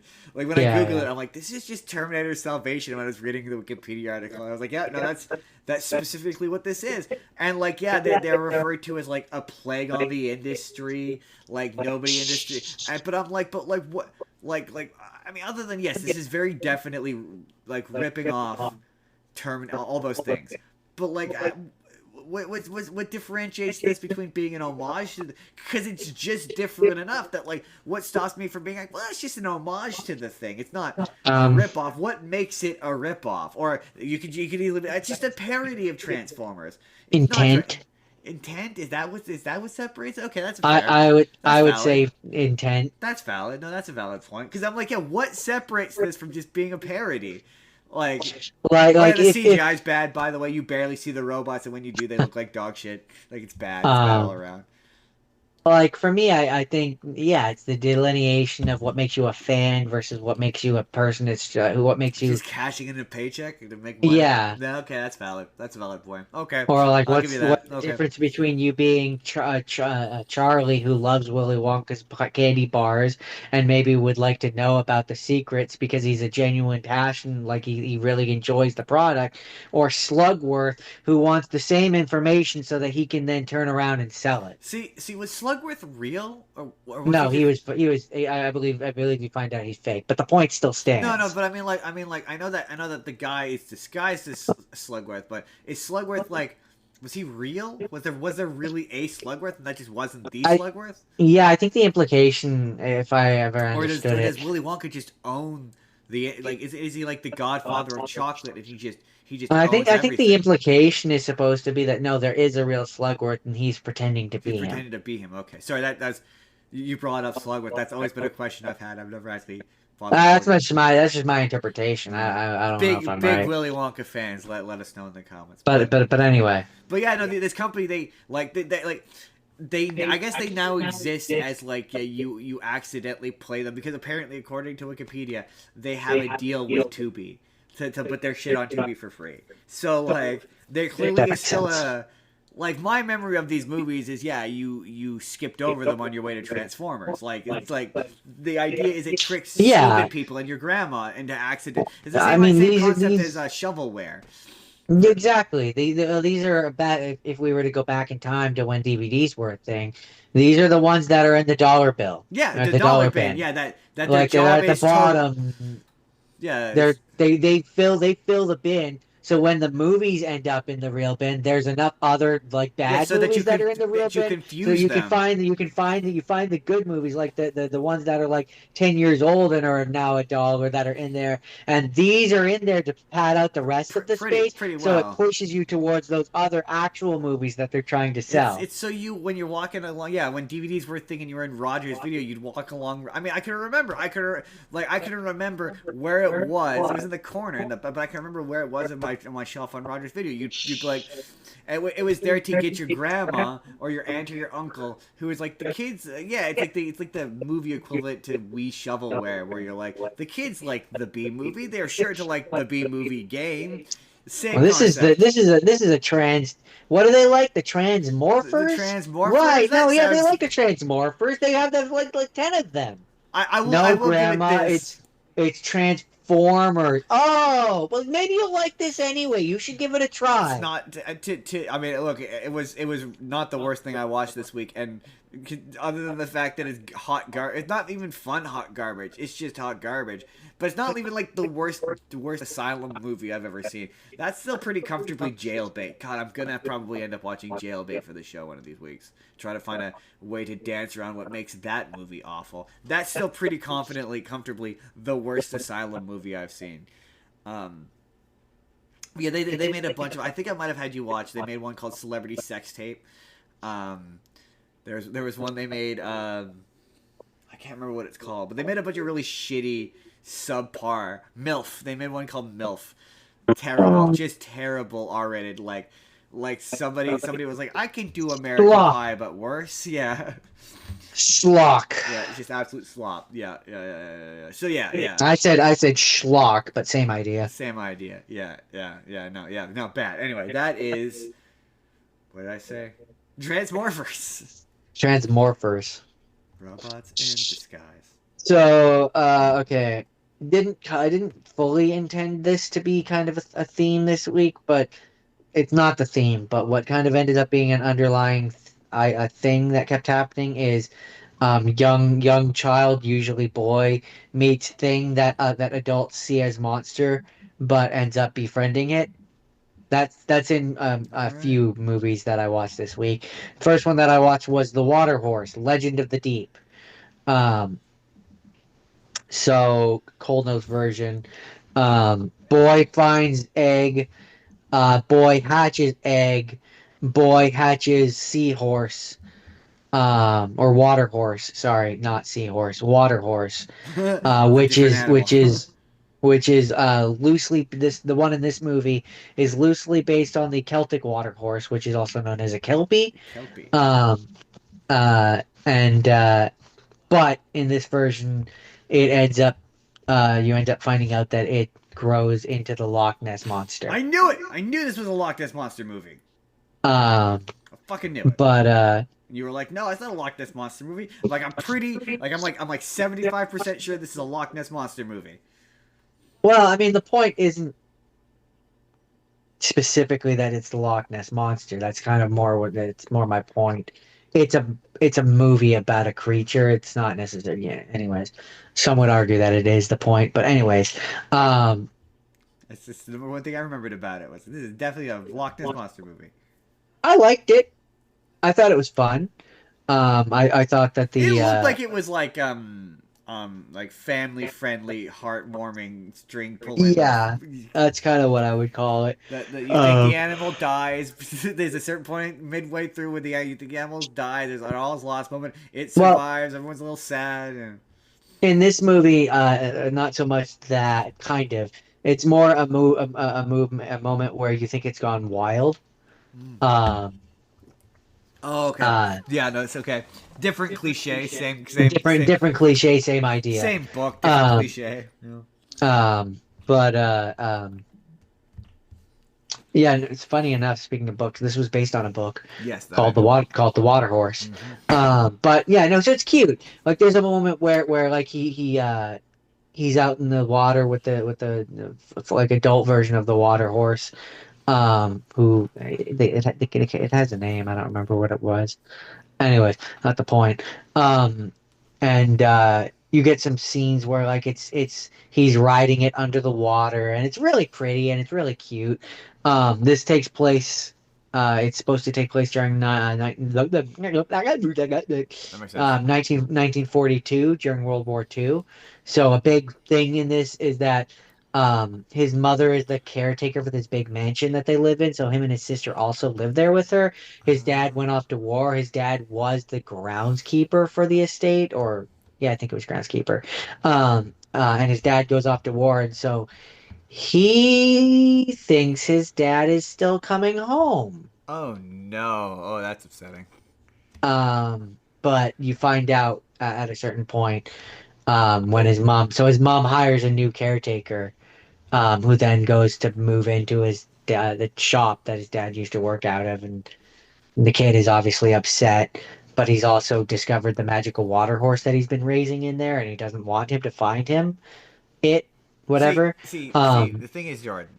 The thing is, you were like, um, the notion that a kelpie, that the Loch Ness monster could be a kelpie, is inherently ridiculous. I'd like to tell you a story, of how a lot of Loch Ness, not a lot of early Loch Ness monster sightings were not necessarily like a dinosaur creature. My one of my favorite stories I ever heard was a guy who discovered a creature that was about nay big, kind of hairy, had flippers, very dog-like. like a manatee, I mean, it just kind of sounded like he or a described a seal. It just kind of sounded like he meant a yeah. seal or sea lion. What, Sea what lion. did I It just say? kind of What sounds did like I you meant say? a sea lion. Manatee? I meant sea lion. Um, That sounds like you meant a I sea mean, lion. yeah, it's for me when it comes to Loch Ness monster. That makes a lot of sense too. But in terms of like outlandish theories that have always just made the most sense to me, the idea that it was Plesiosaurus. plesiosaurus, whatever, has always kind of just made a lot of sense for me. I Um, mean, not as existing in this. I mean, maybe at one point, maybe, but no, I mean like the original thing that got saw. I don't want this to turn into a lost night. I've seen I watched a lot of videos about why from a climate perspective that sort of animal wouldn't be able to. But again, it's ancient ass times. Who knows? Who knows? Anyways, not the point. Not the point. Um, um, or was I? So what was I saying? I don't remember. In terms of this one though, it's cute and it's fun, and I don't know if whimsical is the right word. Really? Because it sure looked whimsical. Yeah, it's one of those like it. I guess the way that I would put this, Justin, is, do you like Free Willy? I do like Free Willy. Because this is, or even Andre. Do you like Andre? I don't Or remember it well or enough to have an or opinion on pretty it. much any movie where the kid finds an animal, has to look after the Yeah. Does animal, it and at the end necessarily of it, have to the be animal, magical? It could be a regular yeah, animal? Yeah. like really, joking This could aside, be a cat or a dog if they as decide I to. was watching it, it really Free Willy. It really Yeah. made me think of Free Yeah, Willy. I could see the To comparison. up to the like up to and including the point where in Free Willy 2 or whatever, he jumps over the seawall or whatever. At the end of There's a Free Willy point, 1, you mean? maybe that's what I'm thinking of. They blend together When at he a goes certain like, point. yeah! And he Yeah, yeah, that's, that that's point. pretty iconically the end of the first one. Anyways, so there's a point in near the end of this one where the army people are mistaking the dinosaur for a German U-boat, and so they raise the underwater metal fence thing that's supposed to block a submarine from escaping, and it Oh, raises up, and the Pliostone does the backing up, and he goes and he does the jump over it, and he scrapes his belly, and it breaks the thing, and I'm like, he's doing the Free Willy jump. I mean, Like this movie is so Free Willy. guarantee you that's intentional. There's no way it's This not. movie is so Free Willy that he does the Free Willy jump. He's doing the thing. He did the thing. It's not exactly the same, but like it definitely feels like it's a callback. Um, point being that, like, yeah, if you like those kinds of movies, you'll probably like this. I, I I, had fun with it. what's funny is it's one of those ones where that was when I worked at the movie theater. I almost watched it in theaters because it was one of those ones where it looks cute and fun and harmless. I had a good time. Cute and harm. Speaking of cute and fun and harmless, uh, trucking right along in the list of. Well, this is one of the bad ones Jordan gave me. Okay, this is Mac and Me. Technically, Way. Transmorphers was also supposed to be one of the bad ones I know. gave you. That's what we're trucking. Yeah, we're trucking along as one of the bad ones. They're not all bad, but this is definitely one of the bad ones. This is Mac and Me. I mostly wanted to hear your perspective on this one because cut it in here. We've already heard mine. Yes, we did. I rewatched it actually. It was mostly just you providing context to me, a lot of it, but So okay. So just to start this off, I watched about half of it, and I had to get up for some reason, and I came out. And I went, Jordan, I don't know what you're on about. This isn't that bad. Why does everyone say this is a famously bad movie? It's really not that bad. I'm kind of digging this. Like I'm into this. For the first 30 minutes of it, I'm like apart from the opening, which is bizarre and truly very strange. I think I said it was a bad ET. Yes, that's what it was. He's like, you like T. That's what you said. You said, do you like ET from Timu? This is how you get ET from Timu. Yeah, that's that sounds about right. It is but it's also not, but it is. There was something else it was too that, but anyway, the opening section, I was like, okay, it does kind of a rough hack job of introducing the family, but I like the family. I like the way they interacted with each other. It felt real. Like it felt like they were a real family. Like the performances were good. Where it was like the family communicates entirely in sass, where they're just doing sass, and it was really funny because I had seen the clip of him falling off of the cliff so many times. Whenever Paul Rudd does it on Conan. But when he got out of the car and he was in a wheelchair, I was like, oh, he's in a wheelchair. That caught me off guard. That was very strange. And I will always the number one thing I've kind of discovered, especially with Star Trek, is I will always praise admirable cinematography. There's one shot in particular where it's the family. And they're walking away from the sun, and the sun is lighting them from the back. And the way they're walking, just in the desert, I'm like, this is actually kind of cool cinematography. My thing though is when the human family first gets out of the vehicle and they're on the top of this gigantic hill, and you see the kid in the wheelchair. I'm like, man, that mom hates that kid. Well, no, see, that's what's funny is you said that. You did say that. But there is a line of dialogue where he does express. It's weird that it's on the top of a hill leading down to a massive, uncovered and unfenced cliff. I mean, even on the drive-up side, where that's also a gigantic hill that he has to roll up. Well, to be fair, he did say they do say that he likes hills. He likes going down hills. So that was part of it. Part of it was that he does like hills. I'm more thinking on the other side of things where he has to roll up the hill. I'm not. In real life, dick move, but I think within the context of the movie, I think they were I think they made it seem like he wanted it. But it's really funny. There's a moment where the Mac is just gaslighting them. It seems like he's just exploring, but he's doing this shit intentionally. Where my favorite bit is where initially the kid doesn't believe the brother, but I'm like, but you saw there's a bit where he takes the glass off, he puts them on again, he disappears, he puts them on, he reappears, takes them off again, he disappears. I'm like, he's doing this on purpose. Why? He knows what he's doing. This is a dick move. But so anyway, so I came out here and I was like, yeah, Jordan, this isn't that bad. And what Jordan didn't say was, but Justin, you have to watch the rest of the movie. The second half of the movie has to happen. And then I went back to my room to finish watching it, and it just becomes a commercial for McDonald's. That's the part you undersold, Jordan. You undersold.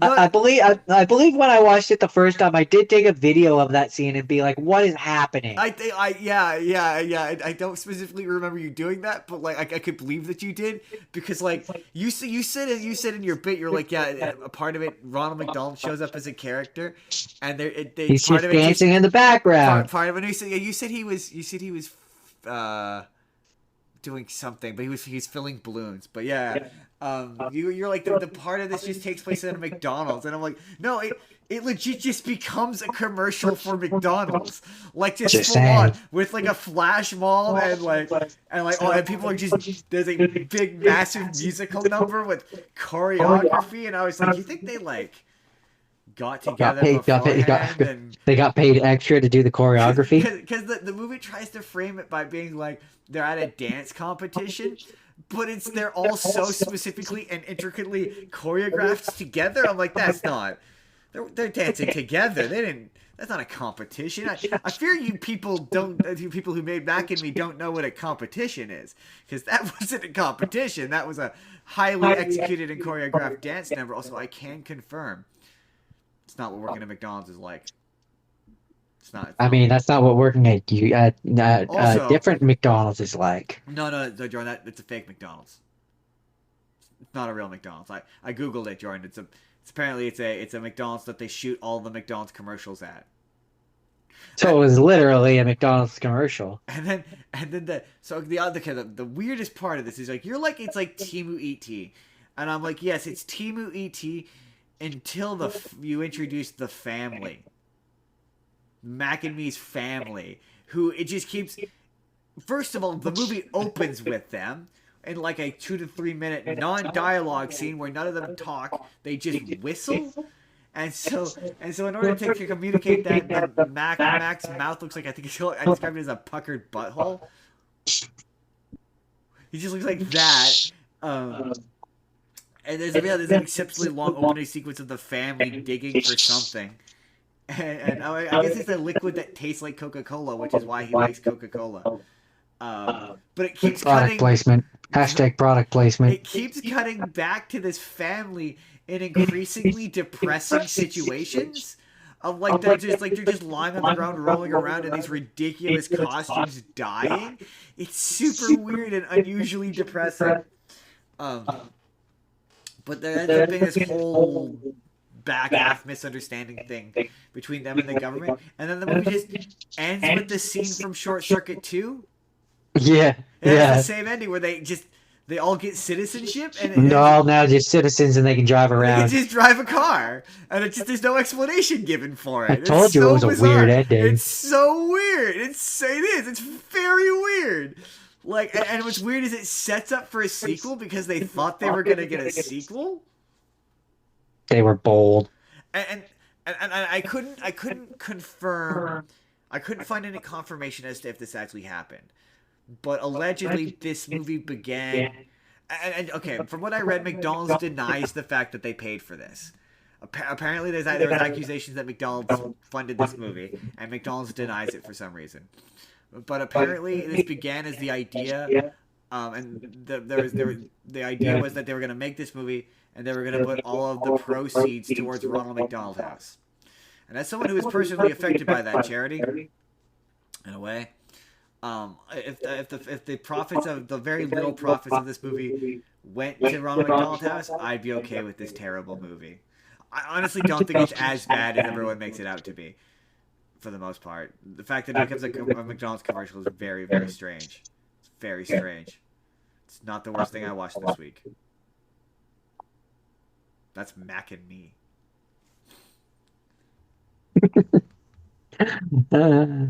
Okay, so my second rapid fire was, and this wasn't specifically intentional, but was a Norwegian epic monster film called Troll. I've heard this movie's good. It is good. I had a good time with it. There's apparently a sequel. Yes, there is. I believe it's directed by Garrett Edwards, the guy who did Rogue One, and it's directed by Roar Uthaug. Oh, then I'm thinking of a different movie then. Roaruthaug.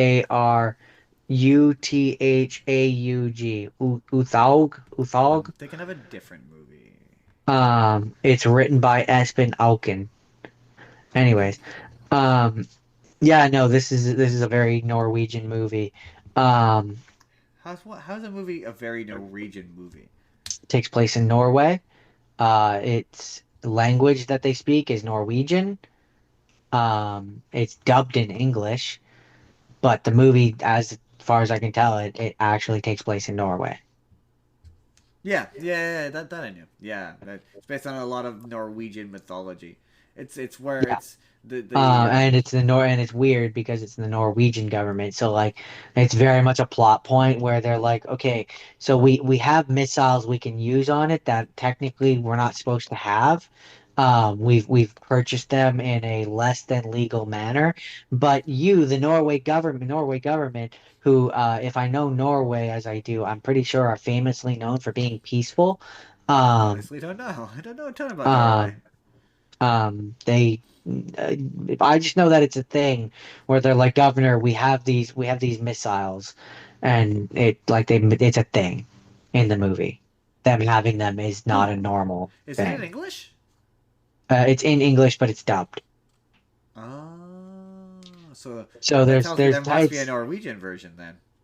absolutely it was that's where I say it was made in Norway. It's a But Norwegian movie. you watched the dub. I watched it on Netflix and it was in dubbed, and I didn't Gotcha. realize that it was a Norwegian movie until halfway through when I looked up, and what they were saying didn't lapse the moon. It didn't match the movement that their lips were You're like, making. am I But high it's not. It's not. It's also or? not the first time that that's happened where I've picked like that. That there was that the one that you watched, the Wolf one, where that Yeah, was in French, but yeah, they had English dub. yeah. There was one of mine. Yeah, I've done that before.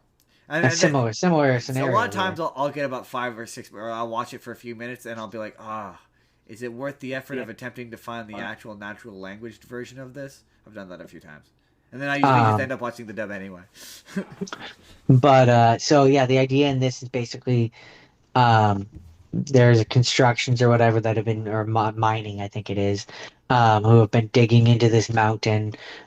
They wake up patrol, and then it becomes Godzilla, Neat. basically, where the Godzilla monster, the troll monster, is trying to return to its homeland, its natural homeland, Neat. which is in the middle of a city. That's really neat. And then the human characters are trying to stop it and or kill it and or persuade it to not keep going. And yeah, no, it was fun. It was Neat. a good time. I had a good time with it. Oh, I highly recommend it, and I'll probably watch the second one for something else. the I movie didn't know any of the people. the Um, the movie I'm thinking of, the one where I was like, oh, he did a movie that got him Godzilla. It's called Monsters. That's what I was thinking of. Monsters. okay. I'm just looking to see if any of the voices were anybody that I know. Monsters. It Friends doesn't with look the like it. monster. Yeah, no, I had a good time. If we ever do monster movies or something, you should Yeah, watch the first one. it's one of those ones that has been recommended to me for a long time, and I have always said I was going to watch it, and I will have to contrive a reason to. But that's it. That's Trolls. Um, okay. Troll. I think it's just Troll. So Jordan, it's funny because Jordan ducked and weaved a little bit with this Oh, list. also, Josh, okay, do you want to take a guess at what my theme is? Jordan, no, I don't. I don't No. want to Okay. All right. yet. I'm not ready to. What's Yet. your next one? So Jordan really ducked and weaved with the ones this week. He was like, you know what? I'm not a cruel man, unlike you. I'm gonna give you some good fun shit. I have to Um, show my kindness. he must show his benevolence. Yeah, And that's the word. so this is the unbearable weight of massive talent. Starring, Yeah, because you had said you wanted to watch this one, and starring I Nicolas Cage. I've actually seen this. I watched this. I watched this for fun. Actually, this was one I watched. I don't even know why I watched it. I think I watched it for fun based on the concept of the fact that it was Nicolas Cage playing himself. Because I remember when it was when I was doing the show. Because I remember when I was watching it, I was like, I want to do a Nicolas Cage episode. So yeah, I have seen this.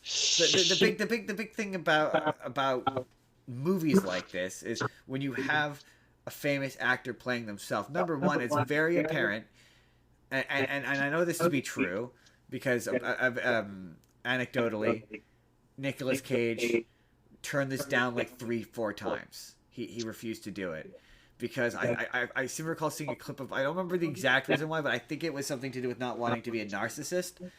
But I'm not 100% sure, so I don't want to say that for sure. But I think that's what it was. But he turned this down like 4 times. He didn't want to do it, and so as a consequence of that, the script is written in such a way that the celebrity could be anybody.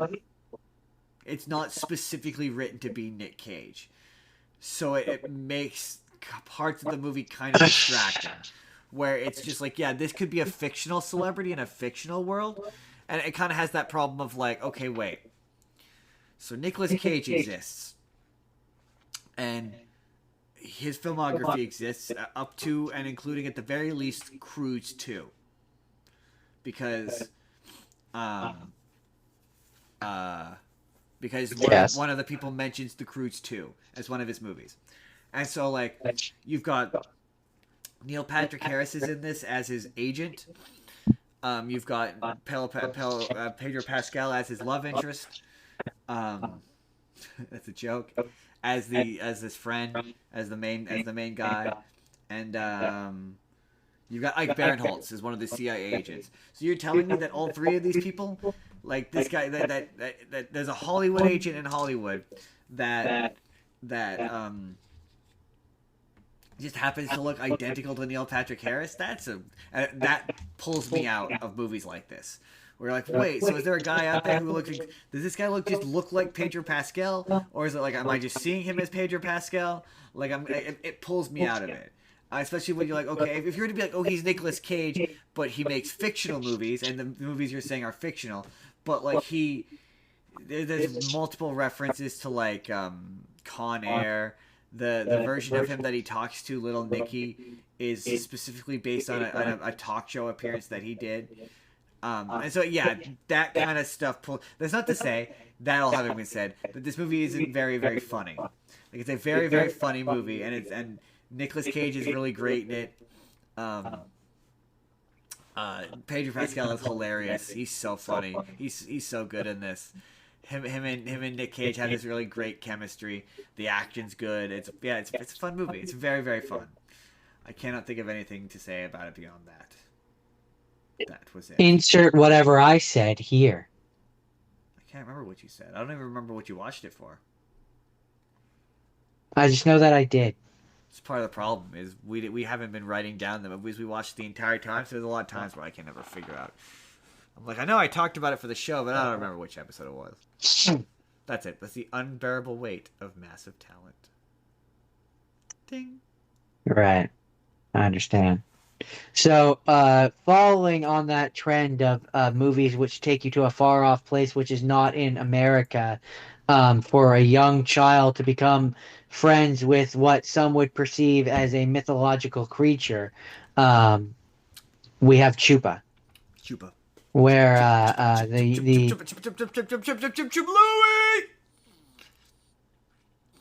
I'm done. That was it. Chupa. I'm judging you. You should. This movie basically tells the story of a boy who visits his grandfather and cousins in Mexico, where he comes across a baby chupacabra that's being hunted by a government scientist, and he has to stop that scientist. And then there's a bunch of adult ones as well. Does the chupacabra eat a goat? I want to say yes. Because I mean that's like their whole thing, right? They eat goats. I'm pretty sure. I wanna say that we see like an adult one do it, and like it's off screen, but like I don't know. I'm like 90% sure chupacabras eat goats. I mean the bloodsuckers or something, I think, is the implication in this movie. I don't know. It was this movie kind of just blended into all the other ones that I watched. I understand. Huh. I wonder if it's any relation to Daniel.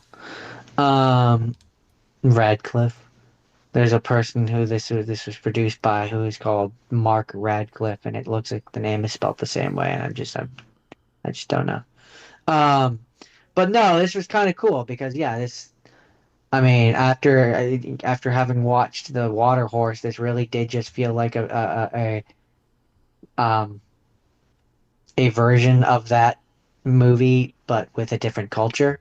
Instead of it being Yeah, fair Celtic enough. and European, now it's Spanish and Mexican. Yeah. Um, and the creature in both movies is ultimately friendly and kind of cute. One's a water horse, one's a whatever the hell a chupacabra is, which was I think it was, It's Chupacabra. yeah, I mean, it was similar to a particular, anyway. What else can be said about this? The good guys win, the bad guys lose. It's pretty much exactly what you expect it is. But I will say this one, um, unlike the last movie, this one wasn't a dubbed one as far as I could tell. It seemed like they spoke English. Maybe there might also be a second.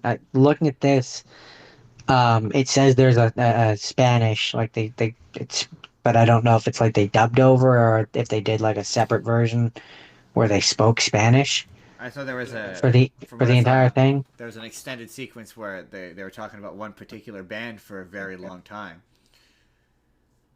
The kids Yeah. in the car, they were like, "This band." I don't remember the name of it. It was some Mexican band.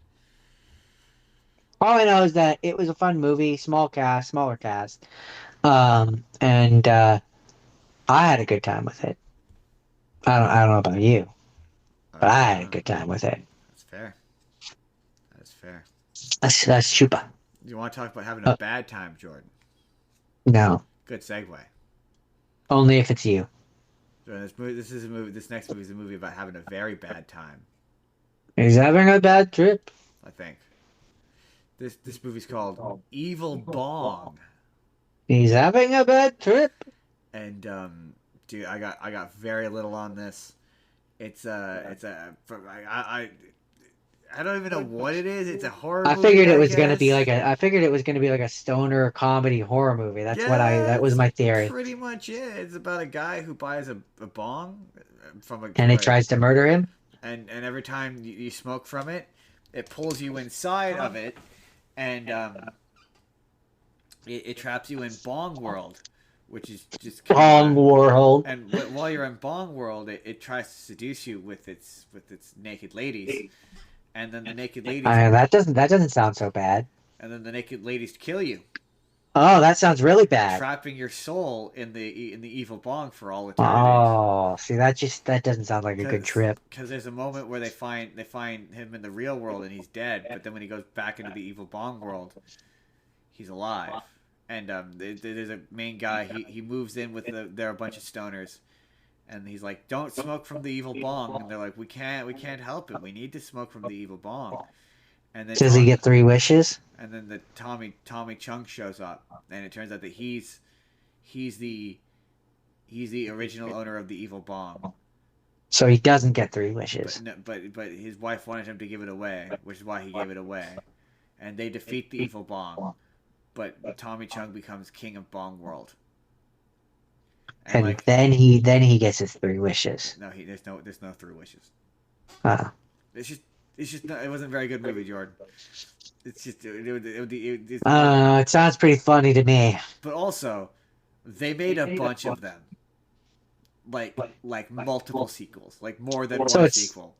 so it's the Sharknado of bongs. Sure seems that way. Yeah. There at one point I saw there was like Bong 7D. I need to know what Bong 7D is, Jordan. 7D. 7D's 7D's nuts. Oh, that's the kind of lowbrow humor you get from Evil Bong, Jordan. It wasn't very good, but it wasn't bad enough to be like perplexing or enraging or offensive enough to. It just Yeah, that's wasn't very pretty much good. for most of my week. It just Where like most of what I watched was just like, yeah, it was fine. None of them were that not bad. the worst movie. Oh no no I, no de- no I, I no definitely I no. definitely don't feel like we're gonna have No. a 7 hour I podcast this don't week, want to give Justin. that impression, Jordan. At least one of these is that bad. And spoiler alert, it's the one. It's the one that the words came in and went, "Little man, Yeah, Mhm. that's the one. It's bad.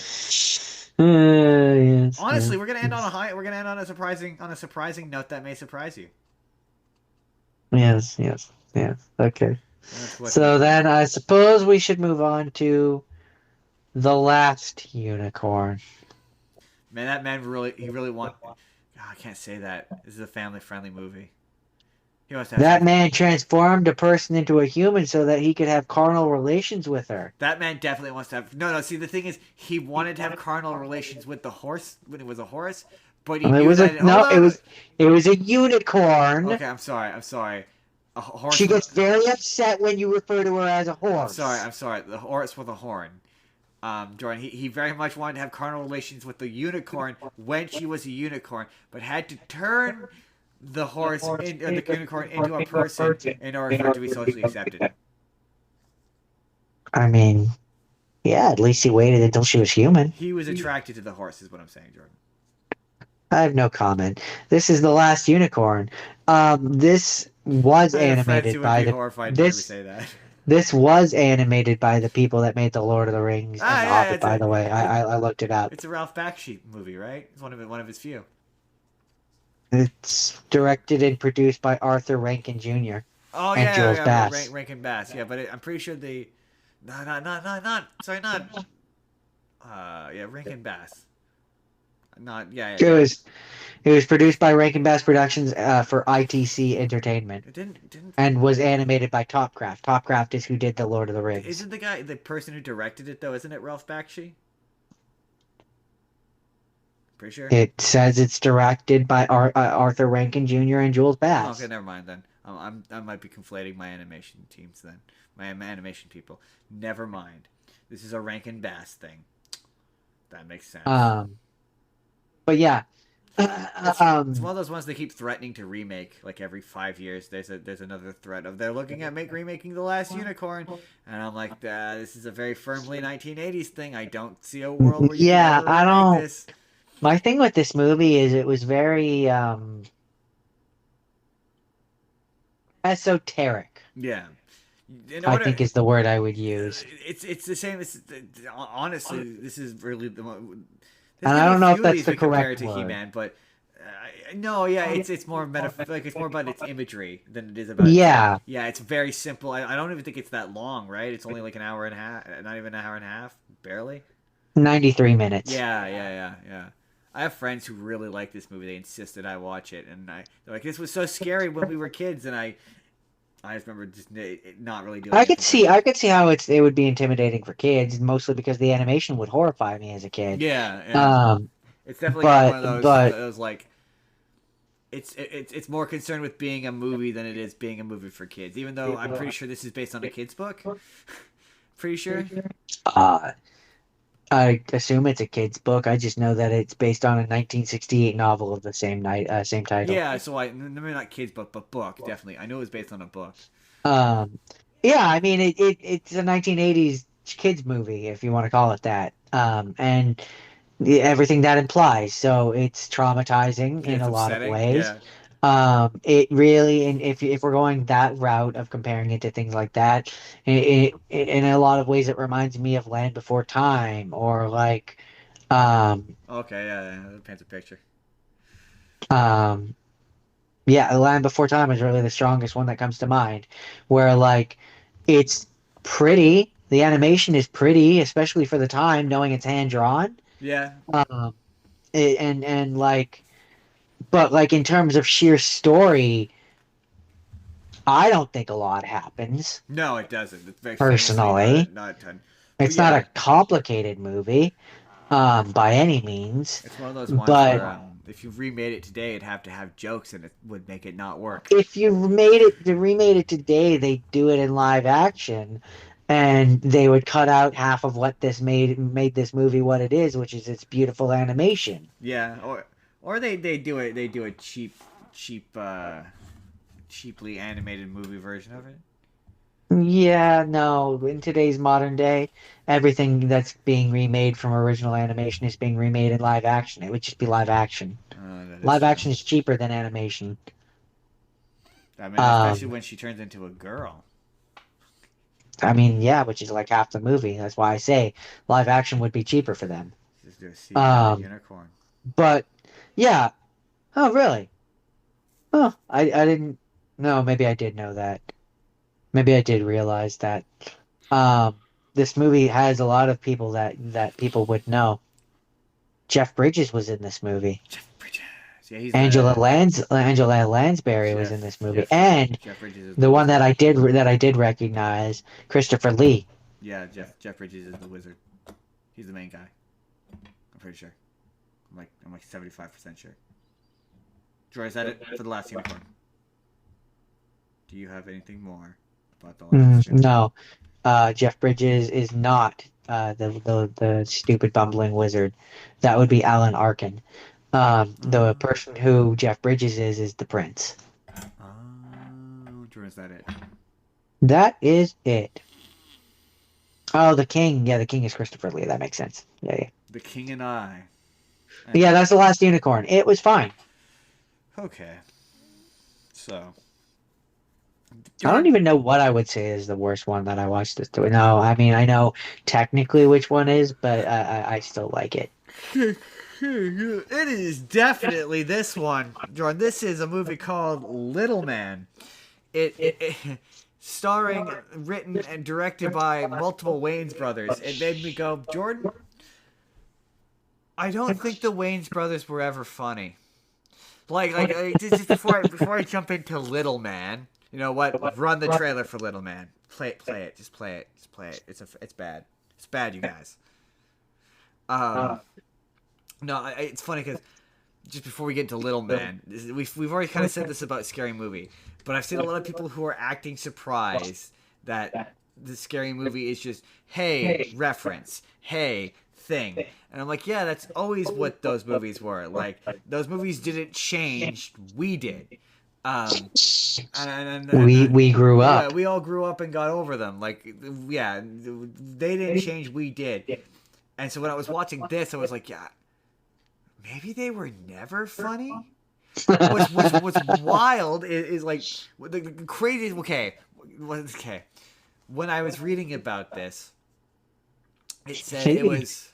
Maybe they didn't change. Maybe we did. Maybe we changed. Because this is horrid, Jordan. This is one of the worst movies I've ever seen. It's like, it's not even a movie. You remember the movie Funny People? Yeah. The one with Adam Sandler, and there's that gag in it where he's a baby. Where he gets turned into a... It's that. It's one of those. It's like it's a fake trailer or an SNL skit in a better movie or in a better show. Like, that's what this is. It's one joke, and it's not even a funny one. I remember there being a scene. Maybe I'm thinking of a Saturday Night Live skit, but I just remember there being a scene where he's in the baby holder, the bassinet or whatever, and like he starts peeing, and you see the shot of the guy who's pretending to change him as he gets the slowly angry face because he knows that the guy's an adult and is intentionally doing it.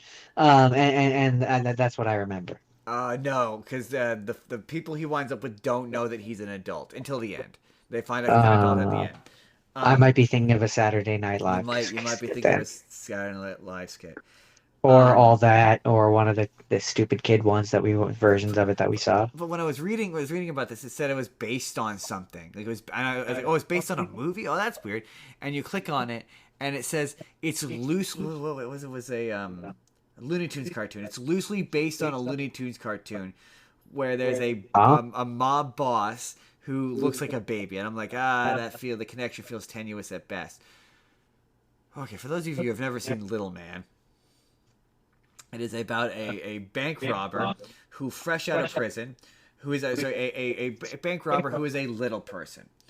I don't know what the politically correct terms are, so I'm going to refer to him as a little person for the rest of this. If that is not the politically correct term, correct me, please. He gets out of prison, and his partner is Tracy Morgan as a stereotyped gangster black guy, and they set out for some reason, even though he's just gotten out of prison, to steal a diamond. And they steal this big diamond, and it winds up in the purse of this couple who the woman is a badass boss woman who has a job and a career and works in an office and is not ready to have kids, wants to focus on her career, and the husband wants to have kids.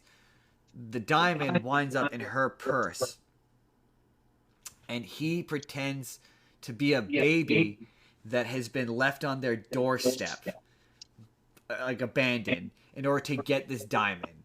And then the rest of the movie is him attempting to convince them that he's a baby. But there's so many, like, okay, first of all, I Googled this. I'm like, is this offensive to little people? And Google was like, yes, absolutely. It's like the implication that you would confuse a fully grown adult, even if they were a little person, for a baby, is condescending and insulting and demeaning.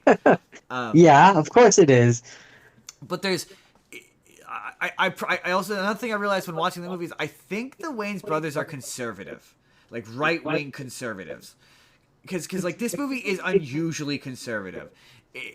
There's literally a line where one of the characters is, has had a kid, and she has left her job to have kids, and there's a conversation where she's literally like, oh, I had kids and I never want to go back to work ever. I just want to stay home and take care of my kids, and I never want to go back to work. And you know, this job is the only job I can do where I can kiss my kids, I can kiss my boss, and not have to worry about sexual harassment. And it basically implies that women are only good for having kids. Yeah, that sounds very very conservative. Right? It's really weird and sexist. And then there's a bit where they think he's a baby, and one of the wife's friends is this really like chesty blonde who's really super hot, and he wants to breastfeed from her. So he goes to try to breastfeed from her, and they make it all weird and sexual. And then they hand her off to the woman I told you about earlier, and she attempts to like nurse him, and he's like, no. And then there's a bit somewhere in the middle where like they go to change him, and this is not the scene you're talking about, but they go to change him, and they all talk about how he has a massive hog. It's super weird. And he's like, oh, my boy, and you're like, that's weird. You would pretty immediately recognize that is an adult penis. Like, unless you're stupid. One would hope. And then there's a bit later on where I don't know how else to describe it other than an assault occurs, where like he puts him to bed or whatever, and then him and the wife have sex or whatever, and he's like, we shouldn't do this. The kid could watch, and he's just sitting there giving him this weird, creepy sex eyes. And then they do it in front of him. And then it cuts to the next morning, and she's like, I can't believe you did it twice. And he's like, twice? And she lifts up the covers, and the guy, the baby, is just sitting there looking satisfied. And I'm like, ooh, that's really gross. That's really gross. She thinks that's her son. Right? Or like adopted or what have you. Well, the gag being that she doesn't know that they had the intercourse. But I'm like, that's weird. Okay, still. That's weird. And then so the movie ends, and they find out that he's not a baby. Well, no, he finds out. The guy finds out that he's not a baby, but the wife never does. But the movie ends with like the implication that they're still friends, that they're friends and they hang out somehow. I don't know, it's weird. It was weird and offensive and awful. And it's like not even like there's elements of it that was like, oh, I don't actually like 100% hate all of this.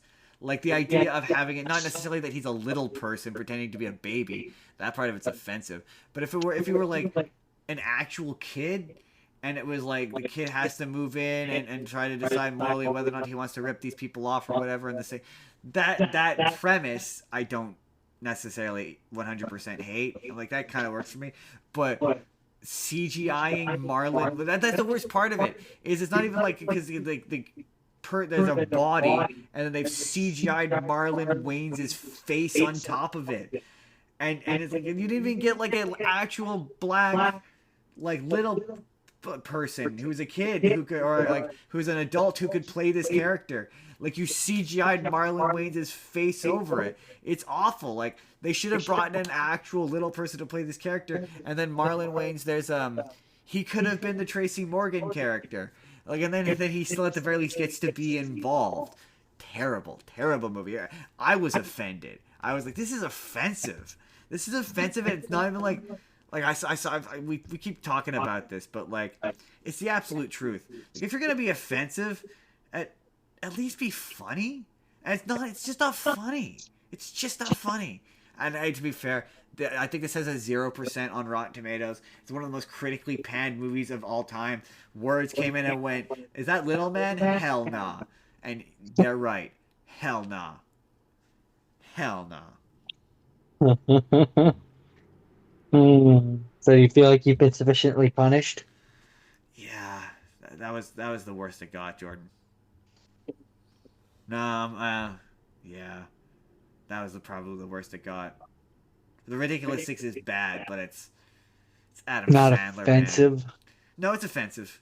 It's offensive. It's offensively bad. but like a different kind of offensive. Yeah, yeah. It's a hey, this at least came out in a period of time, like, cause this came out in the early to mid 2000s. I'm pretty sure. Yeah.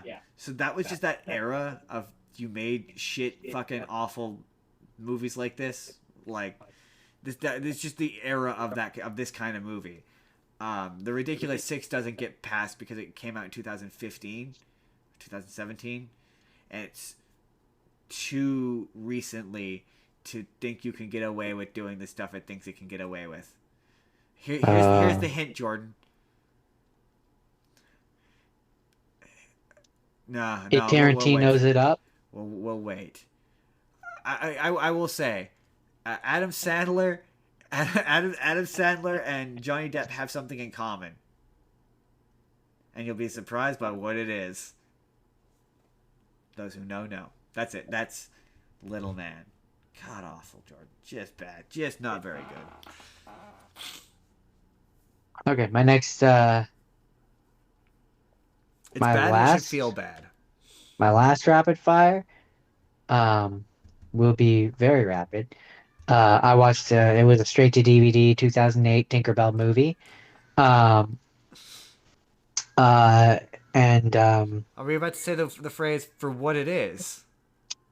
I mean, yeah, for what it is, it's fine. I can see why. Is. I can see why kids would absolutely be into it. It was, it gives you the backstory of Tinkerbell, who up to this point had only been in Peter Pan and Return to Neverland, as far as I know. Honestly, don't know. And this gives her backstory. It gives her way more personality than she ever had in either of those two movies. Basically, Ariel. Yeah, kind of, King more or Fairy, less. Sister Fairies. There's like a bunch of them. They all have Not personality. sisters so much as like they're all individuals, but like the way that they're created, they're not born. They're She's the like, outcast. created. You know, She's the. If anything, I would say it's. I would say she's Ariel by way of Belle. okay, yeah, fair enough. I know that these movies because she's a tinkerer. I know So that, she likes building. She's like building things like her dad does, tinker, like yeah, Belle's dad that does. makes Tinker. She's a sense. tinker. I do know that, to my recollection, these movies never make any attempt to connect her to Peter Pan. Like, I don't think Peter Pan shows up in a single one of them. Well, it does connect her to Wendy. Really? No. Yep. So in this movie, there's a Tinkerbell at a certain point fixes a music box or whatever. Not a box, but a music. Where it has the figure and the figure spins and the Yes. whatever that's called. A music box. That's not but it's not a box. Oh. Then I don't know. Like maybe it'll say here. It's not a box. Okay, movie's gonna call it a music box. I don't consider that a box because it's not like, to me, a music box is where you close the box, like you open the box and the figure comes out and plays the music, but you close the box and it doesn't. This was literally like it's a statue, that you put the thing in and it spins, but it's not a box. I don't consider that a music. Anyways, divergent. Um, Tangent. So yeah, she finds the music. I'll call it a music box. And she fixes it at a certain point, and at the end of the Whoops. movie, the fairy queen or whatever gives her because she rescues the day after she Bugs Life's it up.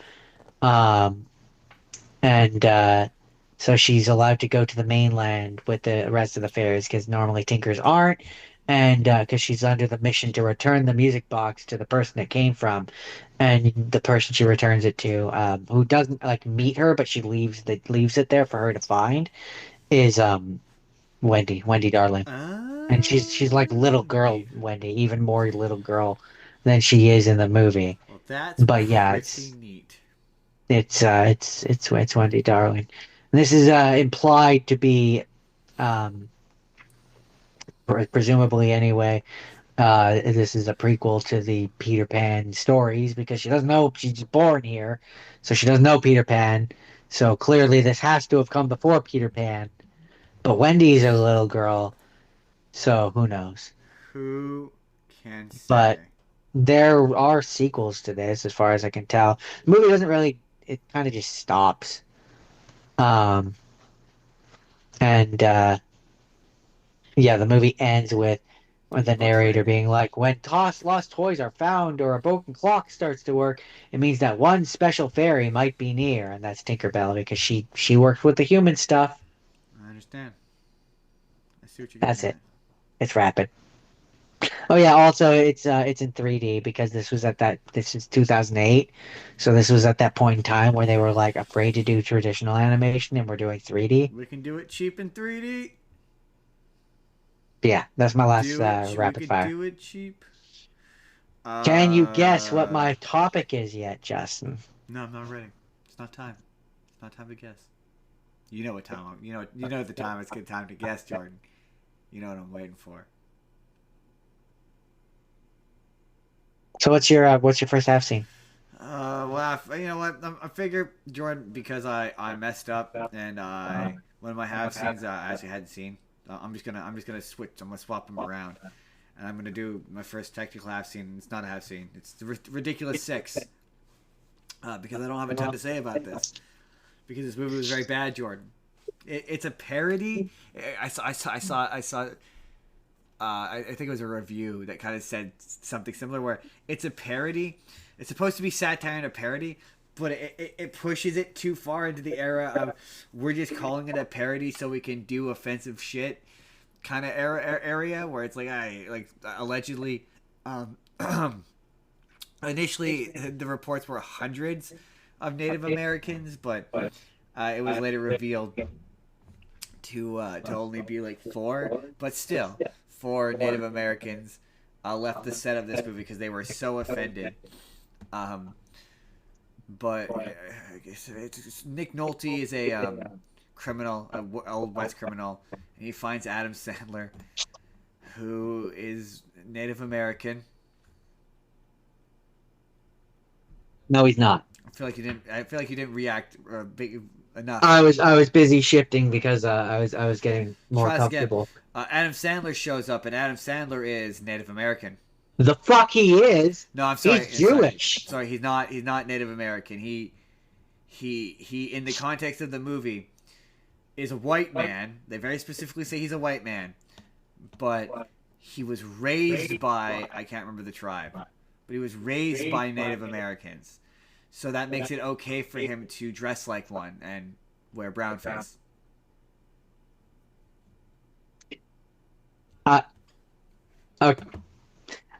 Him dressing as one is an argument that could be made, in terms of the universe of this movie, not so much the actor who just clearly wanted to dress Oh as no, I'm one. not saying the character in universe wears brown face. I mean Adam Sandler, the actor, has browned up his face to make himself look more native. Right, and I'm saying that's not okay. But if they had gone where like he was just regular, him looking like himself, and he wore their clothes respectfully and not as a joke, because he was raised So within let me respond to that by raising you. He also does a voice.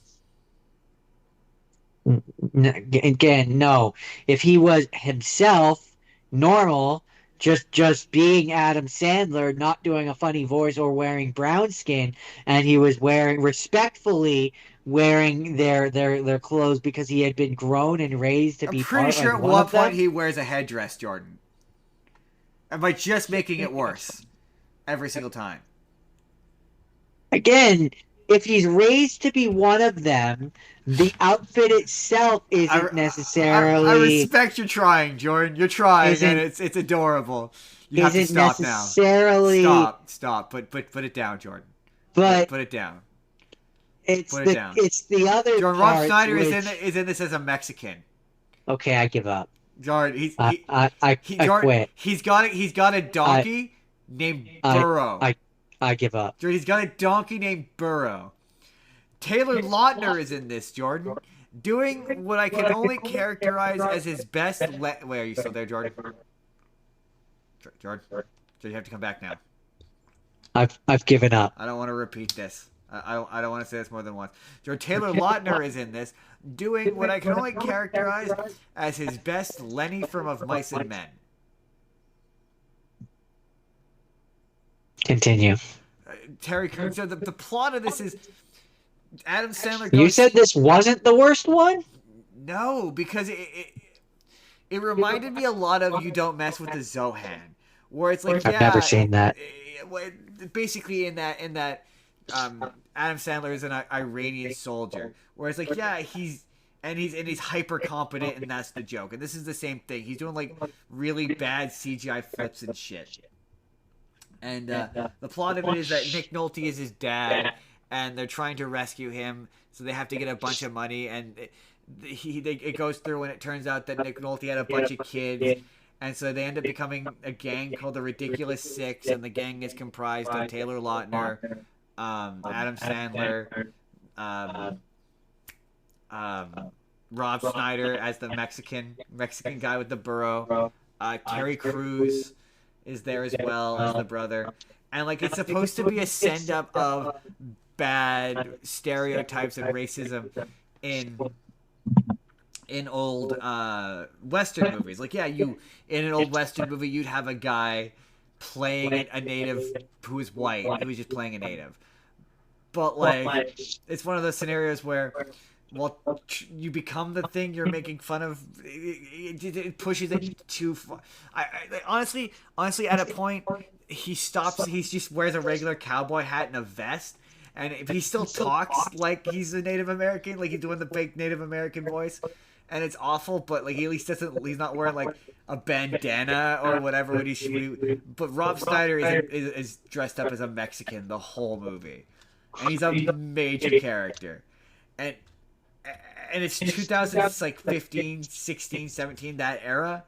It's too recent for you to think that it was A, okay to have Rob Schneider in your movie, and B, to have him be dressed up as a Mexican. It's too recent for that. You know that this is not a good look.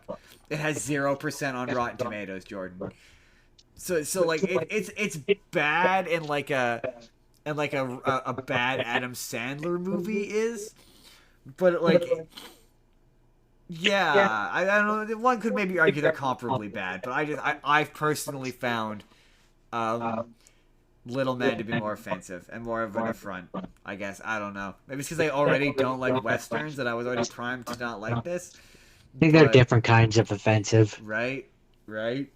This was longer, which I guess makes it more offensive, more of an affront to me. I don't know. Yeah, I don't know. I think it's because it didn't contain Marlon Wayne's badly CGI'd head onto some poor little person actor, dwarf actor. Hopefully that's not an offensive term.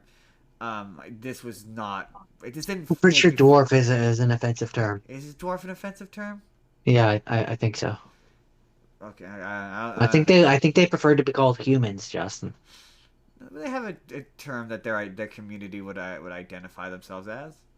I follow enough of the little people to. I think it's really a case by case basis where it depends on the person. Yeah. Somebody tell me the correct terminology to use, please. that would be great. Thank you. Yeah, this was. I was this did not upset me quite the same way that Little Man did. That's all I'll say. But yeah, I guess because it's exactly the kind of it perhaps was maybe more disappointing because it was a little bit more like I felt like a parent being like, Adam, you could do better than this. Is this really your best work, Mr. Sandler? Like you can.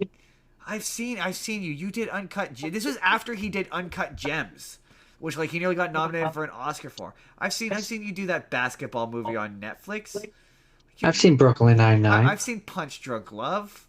I've seen Brooklyn Yeah, Nine-Nine. you were in that one episode of Brooklyn Nine-Nine, but more applicably, I've seen Punch Drunk Love. Adam Sandler? That was Adam Sandler. Oh, right. Sorry. No. The Thought you said Sandman. Andy. I thought you said Andy Sandberg. And I mean, even That's My Boy is better than this. I mean, That's My Boy is not very good. Anyway, that is The Ridiculous Six. Bad movie. Not very. Would you say it was quite ridiculous? It was, but not in a fun way. I don't. Again, I just it's hard to like sift through like if it's just my general dislike of westerns that maybe pushed me a little bit more to dislike this more than I normally would. Cause I like that. I'm gonna have to do That's My Boy for something. That's my boy. Oh no, my boy. That felt like a reference to something. Yeah, it's the TikTok. Oh, I see. Sneakers O'Toole? No, it's the same ones that did the hey you, get out of my sandwich. I'm not taking my sneakers off. No. I'm not Sneakers O'Toole. Anyways, if you're done, then we will move on to my first half scene, which was Fantastic Beasts and Where to Find Them, the movie. Which I really like, and it's disappointing that it leads to two not very good sequels. Because this one had to be the first Harry Potter movie that wasn't Harry Potter, and it leads to like it has a very interesting opening for what could have been an interesting trilogy, but wasn't. It brings you to America and gives you Doctor Who, but in America. Nobody I think that maybe I pointed this out because I'm maybe I did do this. Maybe I did do this because I do have a recollection of saying how it's always funny how every wizard society devolves to fascism. I mean, not just Wizard Society. But it's like in J.K. Rowling's mind, every single wizard society inevitably devolves to fascism. Like every single one. Like their wizard government is super fascist. Just like super duper fascist. Not going to say you're wrong. What I am going to say is that it just led me to questions about this movie was good, and the fact that it led me to questions about the Harry Potter world, where I'm like, okay, so wait, there's only one school for all of North America. Why is that? Why wouldn't there be more? What is this Ilvermorny like or whatever? You're not allowed to say because J.K. Rowling is a bad writer. No, that's too easy of an answer. Well, I mean, certain things don't need to be said. Certain things are just universal truths. And just accurate. Accurate, not accurate, universal truth. No, yeah, I like this movie. I have a soft spot for this movie. I think that the guy who plays Newt Scamander is really good, but that could be because again, he just makes me think of Matt Smith and the Doctor. My only real issue with these movies is my issue with these movies is knowing that it leads to the second and third one, which are bad. J.K. Rowling, no, this one suffers. Oh, and yes, obviously the big J.K. Rowling shaped problem that these movies have. The room. Yeah. But yeah, I mean, she more directly. I don't know if she wrote this. No, I think she wrote the next one, but she definitely wrote some of these, and yeah, they're bad. This one still suffers from. Says she wrote this one. Oh, okay, fair enough then. She didn't direct it though. Oh, one of she's like super involved in these, which is why they're the worst ones. But like the number. No, this first one's good though. Good. it's I would add the suffix for what it is to this one, where I'm like, it's good for what it is. Good.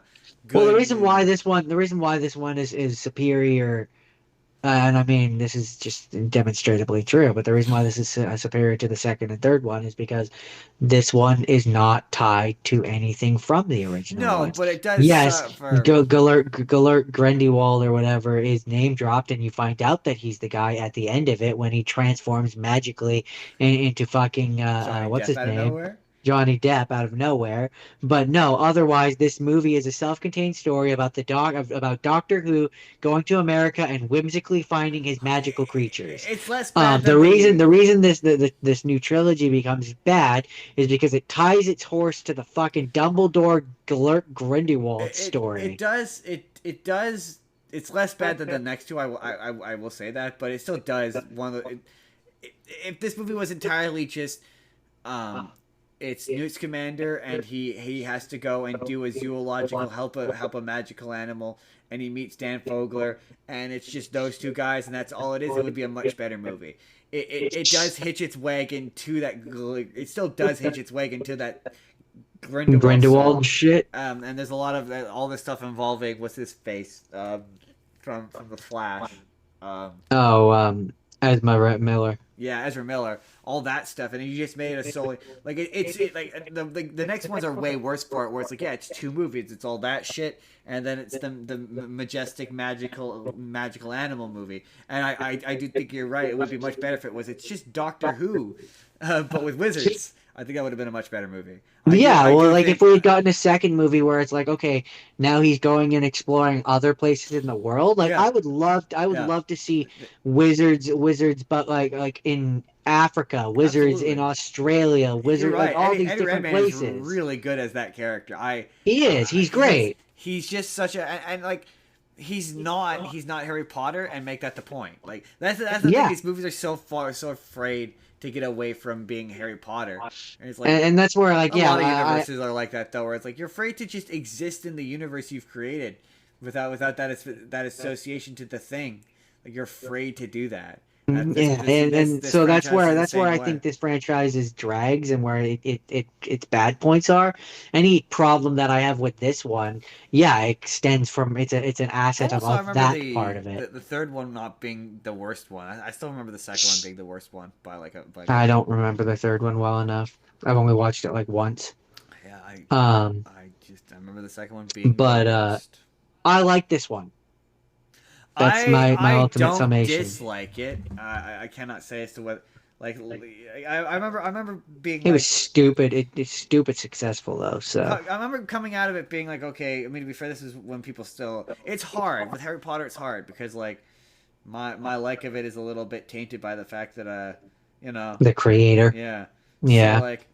I remember coming out of it being like, well, this thing had to be Harry Potter, and I remember thinking it was admirable. The number one thing I remember you saying is just the fact that he turns into Johnny Depp out of nowhere. I mean, it was stupid, random, and adds nothing, and it's for no reason. What's even weirder is he was already Colin Farrell. So why didn't he turn from an already distractingly famous person into another equally distractingly famous person?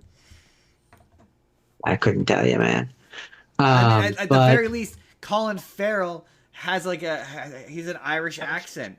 So he's at least from that part of the world. Johnny Depp is American. That was the thing that didn't make sense. If anything, it should have been the opposite order, right. where and I think it would have worked better. Where he was, and don't give him an accent or whatever. Don't give Johnny Depp the accent. Make him be American. Right. He's in America, so having it be where he's disguising himself as a person who's not fully American, right. and that makes no sense. Why would you not have him be Johnny Depp as and I mean, I know why, it's ego, but why would you not have it be where Johnny Depp is the disguise, and he's speaking with the American accent, he's fully American, and he transforms into the other guy? It's just sort of that would work. That would work way better. It feels like they had no intention of committing to him as a character as well. Like I just don't think that they were. I don't think. I think in the original iteration of the script, he didn't turn into. I don't think he was Gellert Grindelwald. No, I don't. think so I think either. that was a late stage Yeah, decision I do when they too. shifted and they were like, oh shit, we want a trilogy. How do we do a trilogy I with Newt even Scamander? I think even once he was added in, I think just because it just feels weird that they were like, we're gonna commit to him being Johnny Depp. That felt like but also it kind of felt like maybe they were gonna do a bit where he changed faces, and that was the whole bit. Because from what I understand, there is a reference to him changing appearances in the books, but Yeah, I don't remember. but I could be wrong about that. It's been so long. Apparently, it won 2 Academy Awards. For special effects, and probably for script writing, right? If I had to guess. Maybe it was just one. It won for best costume design. Oh, okay, yeah, close enough. Yeah, no, this thing was stupid successful. Had a budget between 175 to 200 million, and its box office was 814 million. And they had diminishing returns because the next one didn't do well, and the next one, I don't think it did super well, and then the third one definitely didn't do well because they canceled the franchise outright. But I mean, yeah, this one it was also a Hilarious. brilliant marketing decision because like now all of a sudden there's more wands you can sell. There's creatures you can Absolutely. sell. I guarantee you at the Oh, theme parks I you were able hated to this. buy. Yeah, I guarantee at the theme parks you were able to buy Niffler Oh, for toys. sure. I hated. I hated this movie initially because I was like, the concept of Cash it is. cow. Oh yeah, it's the most specifically a cash cow. That's the thing. It's not it's unabashed because like okay, original Harry Potter I will maybe accept that there was an ounce of like creative integrity, but that was the one where I'm like, yeah, no, this is just so blatantly a cash grab. It's just there to sell more books and more movies and more toys and more wands and more whatever. Jordan, is that Yeah, it? but to be fair, that's most of Hollywood. That's it. That's Fantastic Beasts and where to find them. The film. Fantastic Beasts, and where are they? They're in the case. They're very likely they're in the case. And the ones that aren't in the case need to be got captured and put back into the case. Right? They're gonna be in that case. Jordan, my second half scene. It's really funny. I could have swapped the unbearable weight of massive talent because I had seen that before. Anyway, this is a movie ripped right from the 1990s, Jordan. It is highfalutin action, big time action time. This is little soldiers, small soldiers, small soldiers. Because Toy Soldiers is Toy not what it's Soldiers. supposed- It's not Toy Soldiers. That is a completely different movie. This is Small Soldiers. This is A great movie. Jay Moore. It's got David Cross in it. It's got the dad from Transformers in it. It's got Tommy Lee Jones as the voice of made the leader guy. Sergeant Chip Hazard. Made Major Chip Hazard. Whatever. Who cares about military precision? And then you've got Frank Langella as the leader of the Gorgonites. Gorgonites. Which is surprising because it doesn't really sound like Frank Langella. It's actually kind of an impressive performance. And the world's most irresponsible and lazy corporation gives the world's most irresponsible and lazy toy designer, I guess is what he is, the keys to... My favorite bit is the military grade hardware. Oh, it's really funny because the movie opens with this like commercial, or I don't know what to call it, of the company being like, "You asked us to take military grade hardware and combine it with children's toys," and I was like, "No, I'm pretty sure quite literally no one asked you to do that. That's very strange and specific." All right, okay, I guess. And so they have these designs of these characters, the Gorgonites and the Commandos, and they turn them into real toys, and they apparently don't remotely playtest them at all, and just send them straight to shipping without testing them at all, and they send them out to one store, but this kid at a boring toy store I think they were sending it out to like a whole bunch of stores, and not just one store. The order that the driver has is just for one store. It's for the Mega Mart or whatever. He's got 100 of them, and he's like, could you stand to lose a set? And that's how he winds up with all of them. But what's very peculiar is later on, spoiler alert for this ancient movie, when the commandos are initially defeated and Major Chip Hazard goes to the store to get more. It's interesting that he gets a bunch of replicas of the other guys, but there isn't a replica of a Major Chip Hazard. He's the only Major Chip Hazard. Huh. Okay. Did you never notice that? No. No, I didn't. All the extra copies, you see like the big chunky guy who looks like Jack from Tekken, but you never see another Chip Major Hazard. I guess maybe he didn't wake up another one. I guess not. But like, yet. Well, I mean, if you're a leader, you don't want to have anyone usurping your authority. I suppose not. But it's just like, yeah, you guys never tested these once? Like, you didn't turn either of them on? Because all of this happens from the onset of turning them on once. He turned them on once. And this happened all because of that. So you're telling me throughout the testing process of these chips, putting them in these toys, you never tested them? You never turned them on once?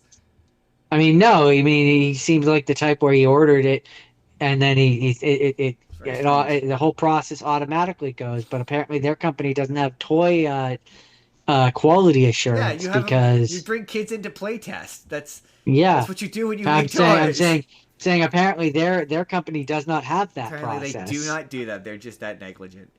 I can't believe this is one of those ones. I think when you've talked about this before, I think I said the same thing, but I can't believe they've never remade this. Like this movie is so relevant. Like there's so much today with AI that you could do with AI. I certainly can't believe they didn't make a sequel to this because from what I saw, it did okay. I mean, it didn't do super well, but it did okay. Apparently, it's definitely got a cult classic vibe to it. It's definitely one of those ones I remember because one of the things I read about this was the movie does have an identity issue. They were told to make a crass, like harder edge movies for a harder edge movie, I should say, for teenagers. But then the mandate came in that we must sell toys, as what it does. And so it was heavily marketed as a movie for little kids. And I remember that. I remember they sent it out to Burger King to sell Burger King toys, and they couldn't do it because it was too scary. And I remember that. I remember my mom dropping me off at the Low Heat movie theater, which doesn't exist anymore. And I remember this movie being terrifying. Like I remember the scene where they bring the Barbies back to life, to life. It scared the crap out of me when I was a kid. Like I remember this movie like there's some like haunting imagery, and it kind of it made me go, honestly, this movie would kind of be better if it was R-rated and violent. See, I remember watching it at my dad's place in Calgary. I'm sure we watched it there as well. But I remember very specifically like my mother dropping me off and then picking me up afterwards, and it being scary. Like it was a scary. The guy who looks like Jack from Tekken used to scare the crap out of me as a kid. Yeah, I don't know. All I know is that I really like that movie, and but yeah, I would totally. I don't know how you would do a remake. And I mean, I don't know. A big thing when I was watching it was like this would be a lot of fun if it were bloody. Like if the commandos were allowed to to bloody some people up. Yeah, but I feel like that's kind of part of the charm is that it's not. No, I'm not fixing the one we currently have. I'm talking like remaking it. Yeah, I don't know. Or I would take this concept. To me, then it just falls into the line of like, oh, it's just a Chucky. Yeah, but it there's more of them, and they're a bit more tactical. Like I really enjoyed the tactics of them. I always like that's a big thing that makes them work. A big thing that makes them work in this is they're practical for a great deal of it. Like the toys are actually there and they're being puppeteered, and that makes them look. I was thinking about this. I was like, that's what makes them feel believable. The commandos for a great deal of it are CGI as well, more than the Gorgonites. It's weird. The Gorgonites are CGI less than the commandos are. The commandos are CGI pretty much the whole time. But probably because they're doing more. Yeah, you're probably right. But there's a bit where they get to be practical, and it makes them feel more real, like a real toy that's come to life. And it makes the movie better. It makes the action better. Like, yeah, there's some bits in this which are like legit kind of like I get like I see the conflict between it wanting to be like a P. This movie wants to be PG-13 in the States. It's always going to be PG here, but it wants to be a PG-13 movie, and it in order to sell toys has been cut down and edited down to be a PG movie or G movie, and it's to its own detriment. It would be better if it got to keep some of its edge. I think it probably would have been a bit of a better movie. Because like there's some scenes that still to this day are like, yeah, this is kind of freaky. This is kind of like there's some body horror happening here, and it's actually kind of effective. I think that's it. That's Toy Story. That's Small Soldiers. That's all I had. Okay. So my second have seen was Kazam. I am Kazam. I am Kazam. I am the man, and he's played by Shaquille O'Neal. So we all know Kazam. I am the man with the plan. I could stand. Duh. Do you feel good about yourself? Okay. Shazam, played by Shaquille O'Neal. Kid, annoying, irritating kid, unlikable kid, unloved by his parents kid, finds a magic boombox, proceeds to be like, oh wait, so like I own you, which is uncomfortable implications with Shaquille O'Neal. Pardon me. No. And then it's basically just, Aladdin, but instead of the kid having a diamond in the rough kind of personality, he is more just shit. He's just kind of shit. You mean his dad? No, I mean the kid. Oh, you mean the kid's kind of shit? Yeah, I mean the kid is kind of shit. But to be fair, he's only kind of shit for like a little bit. Like, no, I'd say he's shit for all of it. I don't know. Like, I don't think he learns his lesson. I don't remember what my opinions on the kid were enough to defend my position on this. I just remember of that era of annoying fucking kid. He is he's one of the least bad. I don't know, maybe it's because I was so distracted by Shaquille O'Neal. Now, there is one thing that I don't know if that we talked about in regards to Kazam, which is its legacy of it being one of the poster children for the Mandela effect, because a lot of people remember a movie that never existed called Shazam. Shazam, yes. Which was played by Sinbad. Sinbad, which does not exist. Does not exist and has never existed. Never existed. Some people are convinced it exists. It's really fun. One theory for the belief of Shazam is that Sinbad wore a genie costume while introducing the 1977 film Sinbad and the Eye of the Tiger on TNT in 1994. Also, in the late 1960s, Hanna-Barbera had an animated series about a genie called Shazam.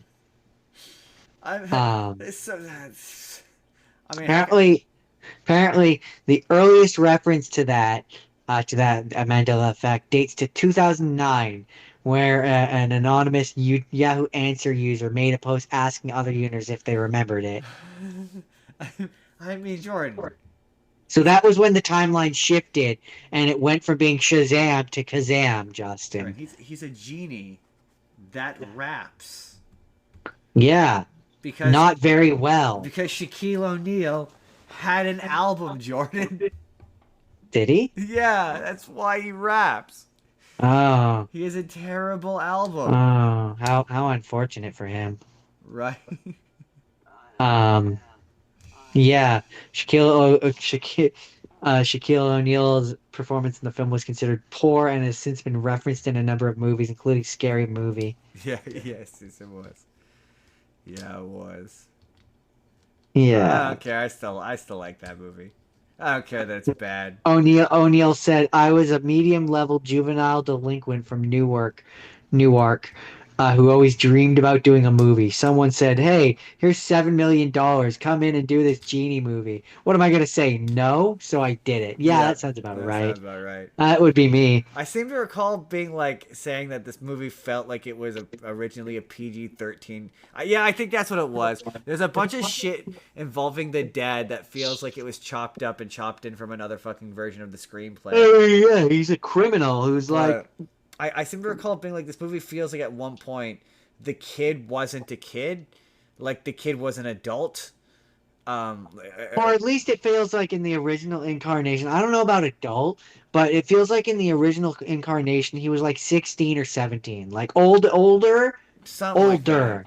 Whereas like in the version we got, he's supposed to be like 12, and it's just I like just seem to remember being like all this stuff involving the dad and the pirating of the whatever. It feels like the dad was originally the one who was gonna have Kazam, and it was gonna be I think that's what it was. It felt like in an original version of the script, it was not a kid finds a genie movie. It was a bad dad movie. That's what it was. It felt like, because there's a bunch of this stuff involving Kazam and the club and him rapping all that shit and the boss and all that stuff is so disconnected from the kid that it feels like it was about him trying to reconnect with the kid. And so when, oh shit, we could turn this into a kid finds a genie movie and make more money. That's what it felt like. absolutely, I could see that. Now you see it. When I said that, when I saw it, you did not see it. But that, I was like, if you had seen it, you would see what I mean. Where this feels like it was originally a bad dad movie. Like, that's the best way I can articulate it. I can yeah. I mean, to a degree, I think the dad would have been different. I think the dad would have been a little bit less of the total shit stain that he was in this, and more closer. Like they would have softened him more closer to like what not exactly like this, but similar in nature to like what Jim Carrey was like in the beginning of Liar Liar. Probably. Where like he is still, or like any of those movies, like the Jingle All the Way, where it's like bad dad in the beginning but not a bad person. Yes. And it would have been similar and more attributable to Aladdin. Because like where it's like honestly, he's a bad, he does bad things, but he's not a bad person kind of thing. Would have been a thing. much more interesting movie, certainly, because it's like, it's hard. It's when you're doing a genie thing. How'd you just not be Aladdin? And this is just Aladdin. Yeah. At the end of the day, it's just Aladdin. Yeah, it follows all the same beats. But that's Kazam. I don't have much more to say about that. Kazam. No. Was that it? Was that the end? That's it. Oh, okay. I understand. So my next thing, I watched this morning. This is Howl's Moving Castle, and Jordan wanted to know whether I thought it was better than Princess Mononoke. And I'm Jordan. I'm gonna break your heart a little bit. I just don't think it's better than Princess Mononoke. See, now I need to watch Princess Mononoke so that you can ask me the reverse question, and we can ultimately fight till our dying days. But it's a Hayao Miyazaki movie, so it is still absolutely fucking stunningly gorgeous. There's animation in this that is beautiful. There's trippy shit. This is honestly, I know we kind of categorize these movies into kind of two categories of being, it has something to say or it's whimsical. Honestly, this kind of meshes it kind of both, because it both has something to say and is whimsical. My thing is unlike the reason why I couldn't jive with this too much is unlike Princess Mononoke, which is him telling his own story, this is an adaptation. This is an adaptation of a book, and it's not even an adaptation of a Japanese book. It's an adaptation of an English book, and I respected the author's response to this, which was like, it's a good movie, and I respect it, and movies are different. And that's kind of what she said. As far as I can tell, it's completely different from the book. Like, almost just completely different. And so, it kind of felt kind of jumbled at points. Where I was having trouble. Like, I totally didn't get... I got to the end, I was like, wait... How did she break the curse? Did I miss how she broke the curse? Because it gets to the Doesn't she kiss the turnip on the cheek or something? If I remember correctly. Well, kissing the turnip on the cheek. Oh, yeah. You also, to my recollection, did mention the fact that the prince is named Prince Justin. Huh. I must not have realized that. That's because they don't actually. It's funny because the Wikipedia article says his name is Prince Justin, but in the movie they don't actually say it. But that's from the book. The book, the character's name is Prince Justin, so I think that's where they're getting that name. Anyway, where was I going with that? About Prince Justin. Oh, she kisses him on the cheek, and he thinks she's his true love, and like, no, she actually loves Howell more. And he's like, Yeah. okay. He's like, you should go back and Stop this whole war. stop this whole war thing. But that is not where, from what I read, because I Googled it, I was like, wait, how did she break the curse? Apparently, the curse wasn't actually affecting her, and it's just tied to her emotions. So, like, whenever she's feeling highly emotional or high strung, she turns back into her regular age. So I thought that was like every time it would show her as her normal age. I thought that was like she's still an old lady, but we're just, as the audience, is seeing her as her age. Does that make sense? It does, but no, my interpretation of it was always that basically the curse was like more or less powerful depending on her emotional state, and when she was stressed Basically, out, it became more powerful, and when she wasn't stressed out and she was like blissful with Howl, that's why she looked younger yeah, again. That's what I pretty interpreted. much. Yeah, that's pretty much it. Yeah, I missed that. So it's like, yeah, when she's turning back and from, she literally is turning back into a young woman again. Like, I thought it Yeah. was like metaphorical. I didn't realize that it was literal. And yeah, it just the story got kind of complicated and kind of complex. There's the book. It's about multiple character perspectives, and it swaps between perspectives. And the movie cut out a lot of the extraneous characters, but it still has that vibe of like jumping around. And so much of it is just their relationship, and it's a Miyazaki film, and it's dubbed, so the emotion just never hits a height of me being all that invested in it. So I wasn't really all that into their relationship. It's one of those. I appreciate it, and I do think it's beautiful. And there is one of those. I do agree with your sentiment that it does share similarities to every frame is a painting. One of those. It's definitely one of those. But I just don't think it's as good as Princess Mononoke. I just don't.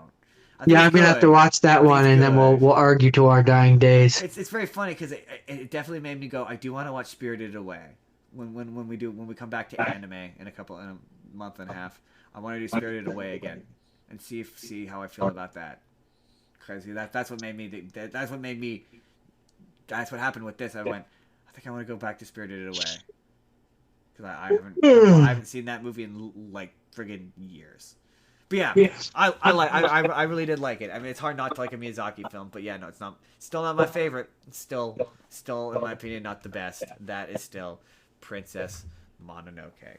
That is Howl's Moving Castle. I got one more thing left, Jordan. Okay, so my next one, my first have not seen, is a movie called Aragon. Oh yes. Which Jordan? It's so about this was dragons. Yes, it is about dragons. So this was a one of those ones where like I had heard about it and I knew it was based off a book series because I remember the book series, Quite the a books. popular one. I remember the book covers where each of the book had a dragon on it, and the first one had the blue dragon on it, which is the one in this movie, which is his dragon. Yeah, I have a friend who was and really into them. that was going into this. That was the extent of what I knew about Aragon. I know, in terms of like tone, I think. Correct me if I'm wrong. You can correct me if I'm wrong. I think it's much more similar to. It's funny because I think you said Lord of the Rings. One of us said Narnia. One of us said Lord of the Rings. I said Narnia. You said Narnia. I think in terms of writing style and tone, it's probably more similar to the Percy Jackson books. Yeah, I would agree with that. Well, I can't speak for the books. The movie kind of. The movie gave me real in terms of style and tone, directorial wise. Young adult book it is. In terms of director style and all that, and it reminded me more of Harry Potter 3 specifically. Specifically. Where it's like it has the bright moments, but there's a lot of dark moments too. Huh. So just like in terms of not even in terms of writing, but just purely in terms of like director style. That's what it made me think of. Who directed it? I wonder if it's Stefan Fangmeyer, oh no, it's not. It's not the same guy then. who oh yeah, that makes sense. That makes sense. Um, he's a director who has worked on. As soon as I say this, you'll probably say the same thing. The first thing that pops up is Lemony Snicket. It's a series of unfortunate events. Yep. Yep. That makes Um, sense. Terminator The 2. Jim Carrey one. I'm assuming. I'm assuming so. Yeah, that makes sense. Yep, that's the exact kind of book Yeah, the Jim kind of Carrey one. age range that the Aragon books are targeting. Um, and yeah, the other one that made sense for me was Terminator 2, Judgment Day. What? Oh, and Didn't he James was a Cameron second, direct Terminator 2? No, he did not direct Terminator 2. according to this guy. And he was a second unit director on Galaxy Quest. Oh, I don't exactly know what that is, but um, anyways, this movie was adequate. it was already that's what I've heard. This is one of those ones that they keep talking about remaking because the original movie was adequate. Adequate. That's the word I would Adequate. use. It's not. It is a adequate. It's Pipe. not doing anything super exciting for me. It's very much a product of its time, which is 2006. Yep. Yep. And it checks a whole bunch of boxes of what it's It's Harry trying to Potter. It accomplish. desperately, in terms of movies, these movies want to be Harry Potter. Like they Yeah, well, that's what I say. This one very much made me. This one very much made me think of Harry Potter 3, which hold on, I need to know when that came out. Most movies want to be Harry Potter. Most movies in that genre, I should say, want to be Harry Potter. I need to know just because I'm Harry interested. Potter made all of the money. That's why they want. That's why they want to be Harry Potter. But they want to be Harry Potter. Oh yeah, this definitely did then. This was probably inspired by Prisoner of Azkaban, the movie. Prisoner of Azkaban, the movie came out in 2004. And this movie came out in 2006. I mean, I'm sure Harry Potter definitely all 1, 3. Yeah, but 4. I'm saying that one I specifically. mean, it would also be equally of inspired, just conceptually. I mean, to be fair, just generally, they want to be Harry Potter. 1, 2, or 3 by that point. Or even 4. I don't know if 4 would come up by that point. Anyway, George, do you have anything further? Anything more? Any other tuggets of information? I mean, so real quick, budget was 100 million, box office 250.4 million. So really? That's not terrible. It's not good.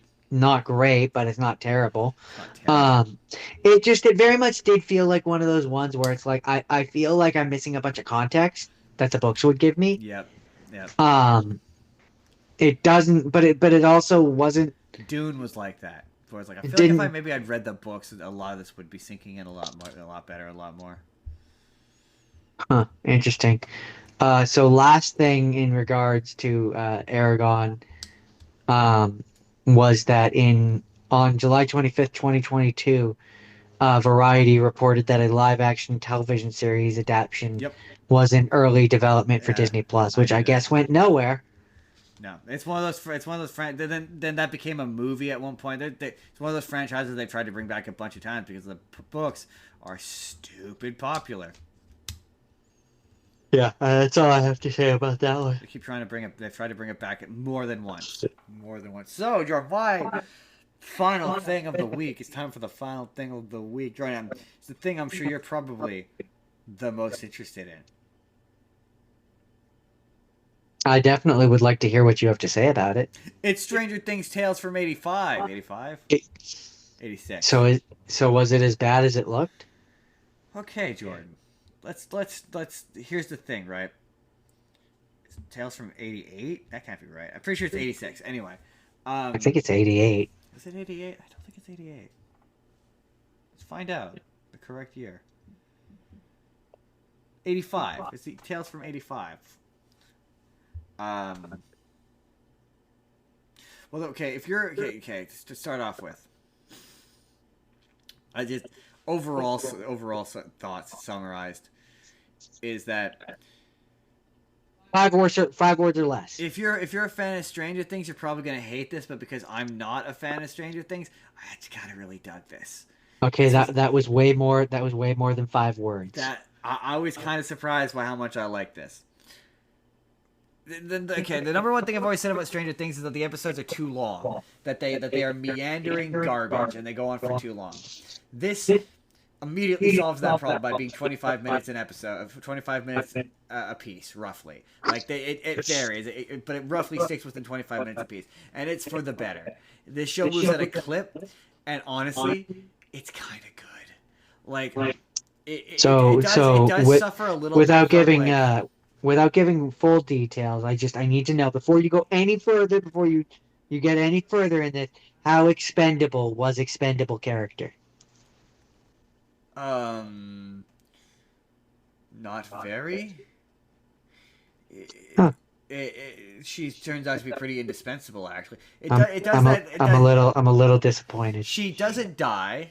No, okay, here's the thing. Now I'm very disappointed. No one dies in this show. If anything, it goes very specifically goes out of its way to tell you that the creature doesn't kill people. It very specifically goes out of its way. Well, then what's the fucking point? I guess I mean, obviously more obnoxiously because it's a prequel or it's a midquel and nobody can die. But I think it's because they're going for a kids show. They want it to be more akin to like a kids show, like a Saturday morning kids show.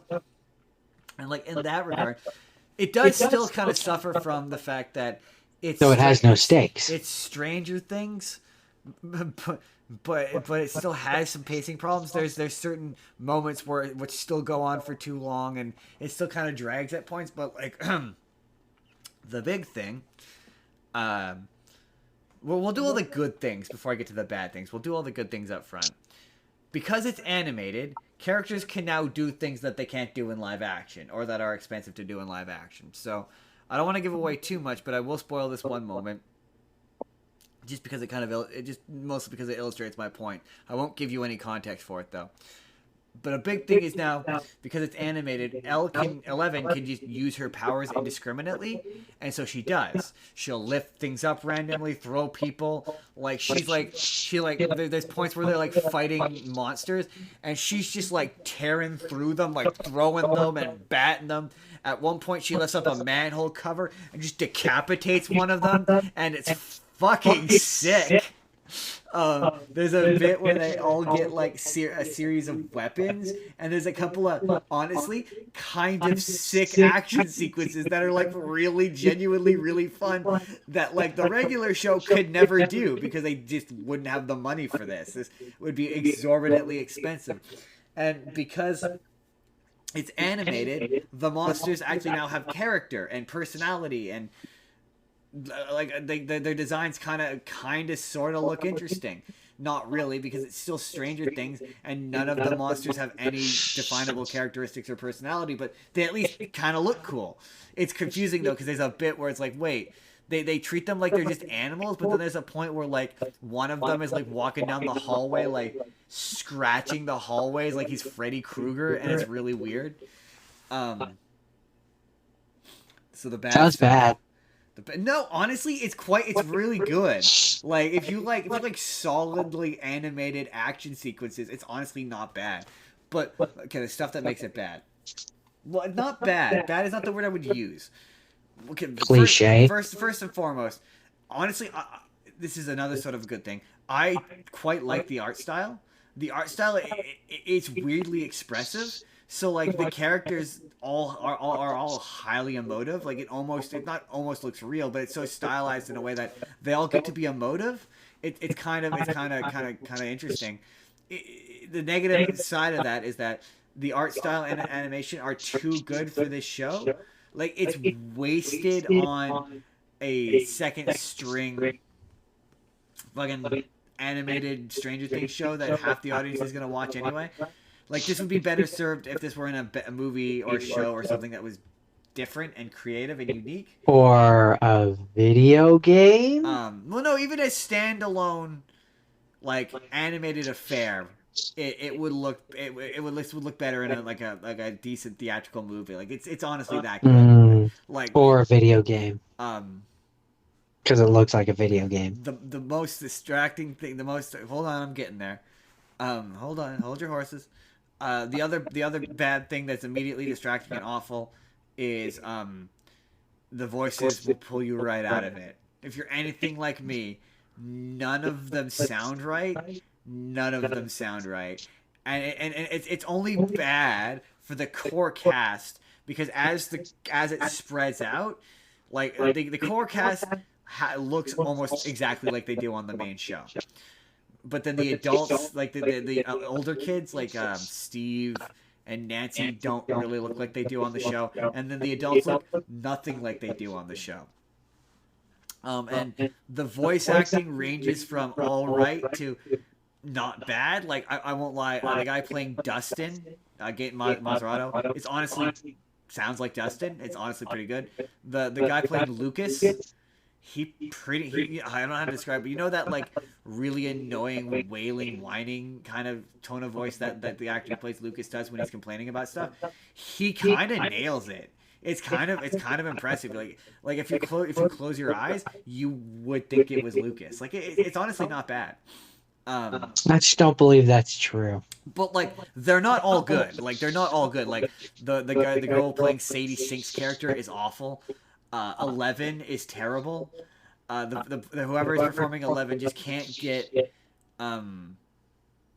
she can't get Millie Bobby Brown's deadpan, like the way she like half says words monosyllabically but says half full sentences. So for like there's an opening scene where she's talking with Harper where she just sounds like a regular teenage girl where she's just talking in full sentences, and this is supposed to be in season 2, so she's not like season 4 or 5 11 where she's talking, and it's still early days. Oh, that's the other thing, is it's acutely aware you haven't seen or you don't remember season 2 and 3 because it keeps actively reminding you. Like there's a point where Sadie Sink's character goes, like, I know, Max, where Max is like, yeah, this is just like when we just recently fought the demi-dogs.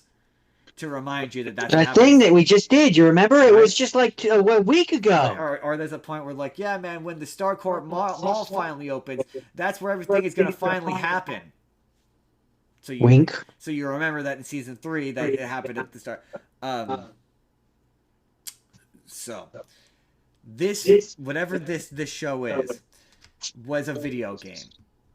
And I don't mean like like we said before, where it looks like it's video game cutscenes. It looks like it's a Telltale game. What I've since learned from my research is that Telltale was making a Stranger Things game before they got shut down. Ring.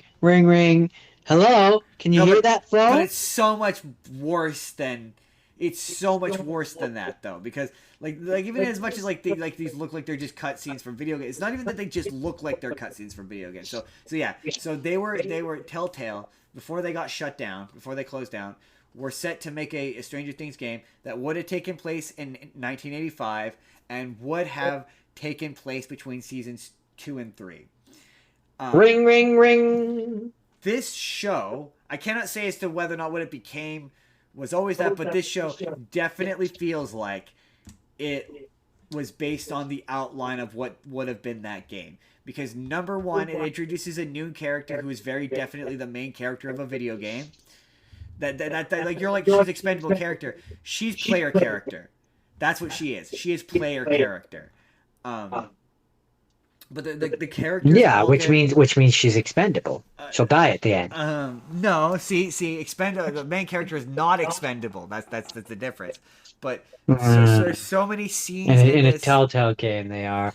Well, I don't. The version of this, I don't think this version of it is a Telltale game anymore. I think it's a new game that was an action game because there's so many. I think they took the outline from the Telltale game.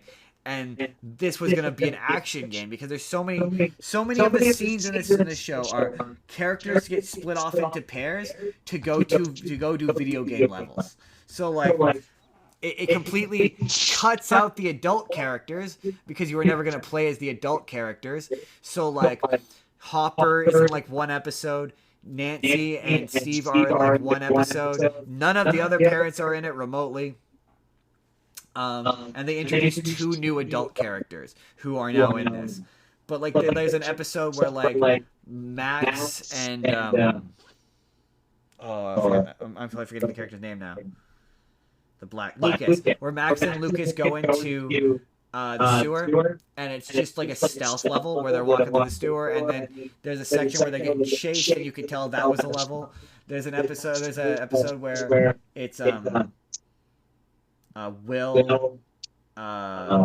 Finn Wolfhard, the new character, and some other character. Oh, and the new character is just good at making weapons. So there's an episode where they all get individualized specific weapons.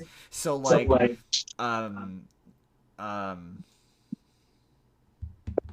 my god, I'm doing so bad at remembering character names. Gate Maserato's character. Gate Maserato's character. Help me out. Over by Dustin, where Dustin just gets this backpack with like cannons that he shoots guys with. Will gets a sword. Like they all get different weapons that were clearly like playable weapons in a video game. There's so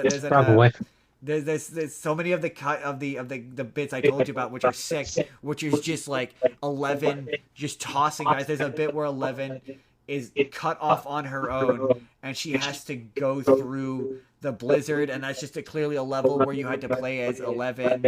Like it's just, these are all like, it's not even that the animation looks like it's a Telltale game. These are all set up cutscenes for levels in a game. Yeah, but could it have been worse? Could it have been worse? Would it have been worse as a game is the question. No, honestly, I think it would have been a better game. If it was an action game, if it was a Telltale game, it's maybe different. But if it's an action game where it's like a squad based like shooter where you're shooting upside down guys and you can play as like 11 and all the rest of the kids, honestly, I think it would have been a fun game.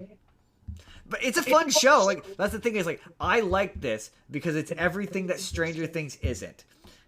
It's fast paced, it's quick, it's heavily action, it's action heavy, it's not slow. Like my other yeah, but it also has no stakes because nothing can happen. No, but like a Superman comic, Superman episode, an episode of Superman has no stakes because you know that Superman's gonna save the day. So this isn't like it's not that kind of show. Like yeah, you're a little bit initially. You're like, oh, it's really convenient that this thing from the upside down. Okay, here's what I will say. Yes, that does get to be annoying, only because not so much that no one can die, because as is no one can die on Stranger Things. It's more just they keep referring to things as being historic. So at one point, Dustin refers to it as a historic winter blizzard. Like the whole framing of the season is that they're all trapped in a blizzard and it's wintertime, and he refers to it as a historic blizzard, and it's like, oh yeah, I remember that historic blizzard where we made that friend that we literally never talked to, and they position Nikki, expendable character, as like being part of the group now. She's now their armorer. She makes them armor. She's now like at the end. Why isn't she making them weapons to fight Vecna? Right? They're like, oh, they invite her to join the party, and within the context of Stranger Things, joining the party is a bit more than joining a D&D party. So she joins the party by joining the party is joining their cult. Right. So by the end of it, she's joined the party. So you're like, wait, so you guys have this person who's in the party who can make weapons, who you've literally never spoken of before, or mentioned once. Like it's weird that you didn't mention the time that the upside that somebody basically did a Goosebumps and created the thing from the basement, but with the upside down. You guys went to Susie's house, like way off where for help, but you didn't ask your party member. So like yeah, that gets to be a bit. It's annoying. That is annoying, and the fact that it's just a video game, they're just video game cutscenes, is also distracting. But like no, there's some like legit there's some legit sick action sequences in this, which are like, this is really fun in like a superhero kind of way. But like, yeah, if you're a Stranger Things fan, I just don't think you would like this because you don't like Stranger Things. I just don't think a person. So it's a real. What you're saying is, in not so many words, is, it's a real Goosebumps not Goosebumps, Ghostbusters the animated series Yeah, a show, little bit, yeah. Honestly, where it's like it kind of completely misses the point of the original, but it's better for it. right, yeah. It honestly reminded me. It's like the He-Man reminded me of this, where I was like, I'm not a fan of the thing, and it increases my enjoyment of it. It does everything I think that Stranger Things should regularly do, which is cut 30 to 40 minutes off of the episode. But like some of the episodes don't end so much as they just kind of stop. And like, so you can tell like, oh, there's probably way more in a script somewhere that they cut out because some executive wisely went, yeah, this needs to be short, and it's better for it. Stranger Things is better for being shorter. I'm sorry. I said it. It's better when it's shorter. There, that's it. That's Stranger Things Tales from 85. That's my last thing for the week. All right, so for my last thing, I've decided I want to depress you. We're gonna talk about Pete's Dragon. Yeah, I hear this movie's really sad.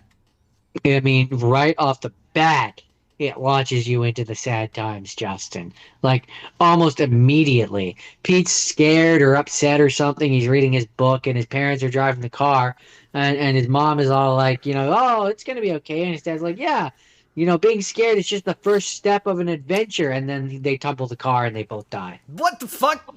That escalated very quickly. And Pete is alone in the forest and is scared, and it's getting dark, and he's worried that he's gonna die. And then the dragon shows up. Is this the movie with the goofy looking happy-go-lucky dragon? The green dragon, the furry green dragon. Yes, it is. Pete shows up, and he's looking like all dark and like bad. And then Pete like touches him, and he turns into the bright green dragon, and now he's friendly. And then we get a time jump, and it's been an unknown amount of years since then. But now Pete is like feral. He's become a feral boy who lives in the forest, and he's got the long hair, which is down to here. And I don't remember this being the plot of Pete's Dragon. He lives with Pete the dragon in the forest. And then there's lumber people that are cutting down the forest. And also, I'm pretty sure it was Carl Urban is the grandpa of the one person, and he has seen the dragon, and it was scary, and yada yada yada. And so then they're clear cutting the forest or whatever. The little girl isn't Pete's Dragon goes with her invisible, dad. Goes with her dad. What? Isn't Pete's Dragon invisible though? He can turn invisible. Oh, I thought he was always invisible. But no, he's very much a real dragon in this. Oh. And so then there's the little girl. Her dad is one of the lumberjack people, and they're tearing down the big forest and stuff. But she's there because her dad is there. And then she sees Pete. And like follows him, and then she gets hurt and like cuts her hand, and he's there with her, and then the other people end up. One of them sees him, and they capture Pete, and Pete hits his head, and then he's in the hospital, and then they're all like, oh, he doesn't seem to have anyone, and he's very much feral, so he like escapes from the hospital and jumps on top of a bus and is like trying to get dragon, back. Right? Yes, it is. Trying to get back to his buddy Pete, and his home. Who is a dragon? And Pete, who is in fact a dragon. He's a dragon. Okay. Meanwhile, Pete has been trying to find, or not Pete. The dragon has been trying to find Pete, and like we keep cutting back to Elliot. Yeah, he's a dragon. Elliot keeps trying to find Pete. And he's searching through the forest and stuff, so we keep cutting back to him and getting scenes with him. At what point do they see Candle in the water? They don't. Oh. Meanwhile, while he's been looking, while the dragon has been looking for Pete, other adults come across him, and of course, then they're like, "Oh, wow, we gotta hunt the dragon." And they are gonna get like a posse full of people. And then posse with an O. Yeah. And Pete has been living with the little girl's dad and the I think it's the stepmom or something. Anyways, and who is played by Bryce Dallas Howard. Um, Oh, Ron Howard's daughter. sure. And she's like, "We'll go back and we'll see your friend tomorrow if you're good tonight." And he's like, "If you don't run away." And he's like, "Okay." And so he spends the night with them, and they're really nice, and then they go and the mom or the not mom, the Bryce Dallas Howard and the girl, She's Ron Howard's um, daughter. sure, and the daughter go with him to the forest. They find the dragon, and the Elliot. dragon. Yeah. And the dragon is all like, happy to see Pete, and they're like, "Oh, he's a good friendly At dragon." what point did And they then and then stuff all him? and then all and then all and then all the hunters show up and strap him down and capture him and take him to town to be an object for people to pay to see.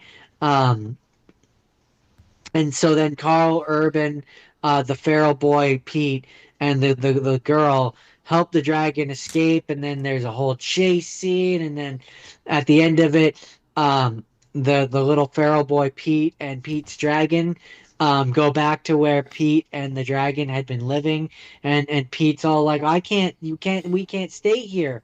People know you exist now. They're gonna like come looking for you again." And Pete's Like, dragon, go away! I don't love you anymore. Pete's dragon turns invisible and kind of gives that look like, oh, see, we can still. But Pete is all like, oh, I can't turn invisible, and so he's like, you have to, they'll take care of me. You have to go. You have to fly. And Pete's dragon flies away, and meanwhile the entire part of the uh,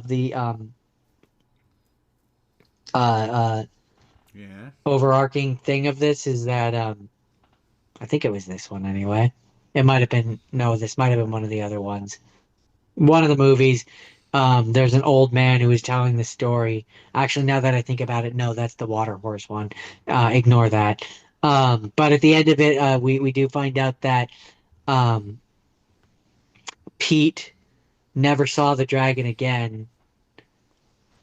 Um, I don't think.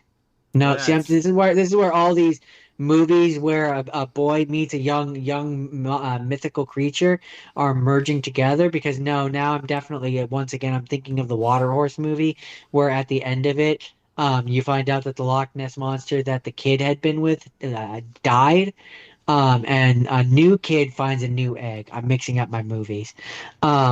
This one I think Pete does. It's implied that he does see him again. all right. Happy ending. Does he sing "Candle on the Yeah, Water"? there it is.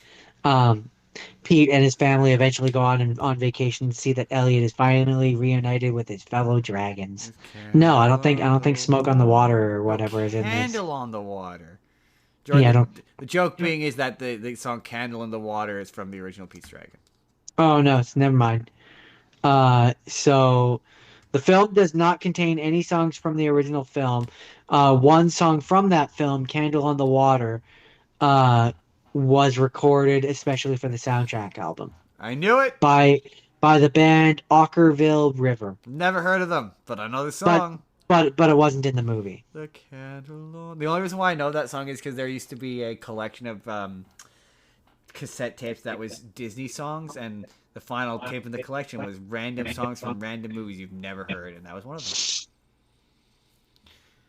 But yeah, no, this movie was Candle on kind of depressing. Yeah, I know it looked depressing. I've heard it's depressing. You're not the first person I've heard say it's depressing. It I mean, looks just the fact that depressing. like within the first 10 minutes, both of his parents died, and he was You're orphaned happy. in the forest. You're And happy I was having a like, good time, my and then his God, parents died. that took a turn fast. I took some I don't time. even know if it was the first 10. It might have been the first 5 minutes. That escalated so fast. Yeah, it really was one of those. God, that went So that's the so 2016 fast. Peach Dragon. Sure, So that's it. Justin, can you? Yeah, it was magical, mythical, fantasy creatures. Well, you're technically correct. Jordan, do you feel like your revenge was revenged? I don't know. I still think I'm too nice on you. I think I was too easy on you. It's true. Only one of the movies was bad. I have way too much empathy in me, and I don't like making people suffer. See, I don't. Apparently, I don't. I have no problems. Jordan, you have to watch something disgusting next week. No, I'm kidding. Next week, Jordan. I had this idea late. I was funny. It's been sitting in my queue for a couple weeks because I kept getting better ideas. But I have a list ready, and I don't want to make a new list. So the next week is going to be, Jordan, musicians.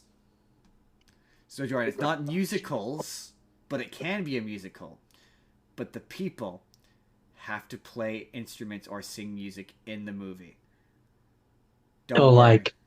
like, for example, Tenacious D would be an example. That would be an example. More pressingly, I think we've both already done it, but Michael Jackson movie. That's a guy. What? That's when you could do Michael Jackson movie. this is it. No, the one where it's about him as a person, about the biopic. Oh, but that's still in theaters. That's what you said, digital. Did it? Mm-hmm. Oh, I'll send you my list. I'll give you an idea of what to. But that's next week. Musicians. Ooh, Jordan, where can the people find you? Jordan, it wasn't 8 hours this time. yay! I do. I do Minecraft Monday. Every Monday, I do Minecraft on my Twitch, Zethgore187. When I'm not doing that, I'm desperately attempting to not do 7-hour podcasts here. Hey, it was only a 3.5 hour podcast this week. I know. That's why I'm saying I'm desperately trying not Getting to do those podcasting times down. You know what I'm saying? We're trying to be better. You're trying to be better, not be longer or thicker. Okay, whoa, calm down, chill out, wind down. You can find me on TikTok. I'm Justin Spurr. I'm on TikTok. You can find Spur of the Moment P. You can email the show. It's Justin's business. If you ever want to talk to us about anything, you can email us there. Leave a comment. Go check out Wild Education. Go check out the Final Frontier. Go check. Yeah, you guys are going to be doing that whole convention thing. Doing that whole convention thing. That's pretty exciting. There's links with all that information in the comments. At a certain point, the box is going to pop up, and you can click the box for last week, which was my birthday episode, which was, as previously stated, 7.5 hours of podcasty goodness. I'm pretty sure it was just 7 hours. It was actually 6. It was under 7 hours, but regardless, I believe it was 6:58 if we're being specific. The box left. If you want to see a random video that YouTube thinks you're going to enjoy, click the box on the right. Hit subscribe if you haven't already. We put new videos out 7 days a week. 7 days a week. So even if you don't want to sit through a 7-hour podcast, you can just watch a 20-minute video. It's that easy. Hit subscribe. Hit like. Leave comments. We like comments. Sometimes we read them out. We didn't this week, but maybe we will next week. You don't know. We're chaos incarnate. We'll see you all next week, everybody. I just became Mark Wahlberg. Have a good day, everyone. Bye. Bye. I'm gonna go get Burger King, y'all.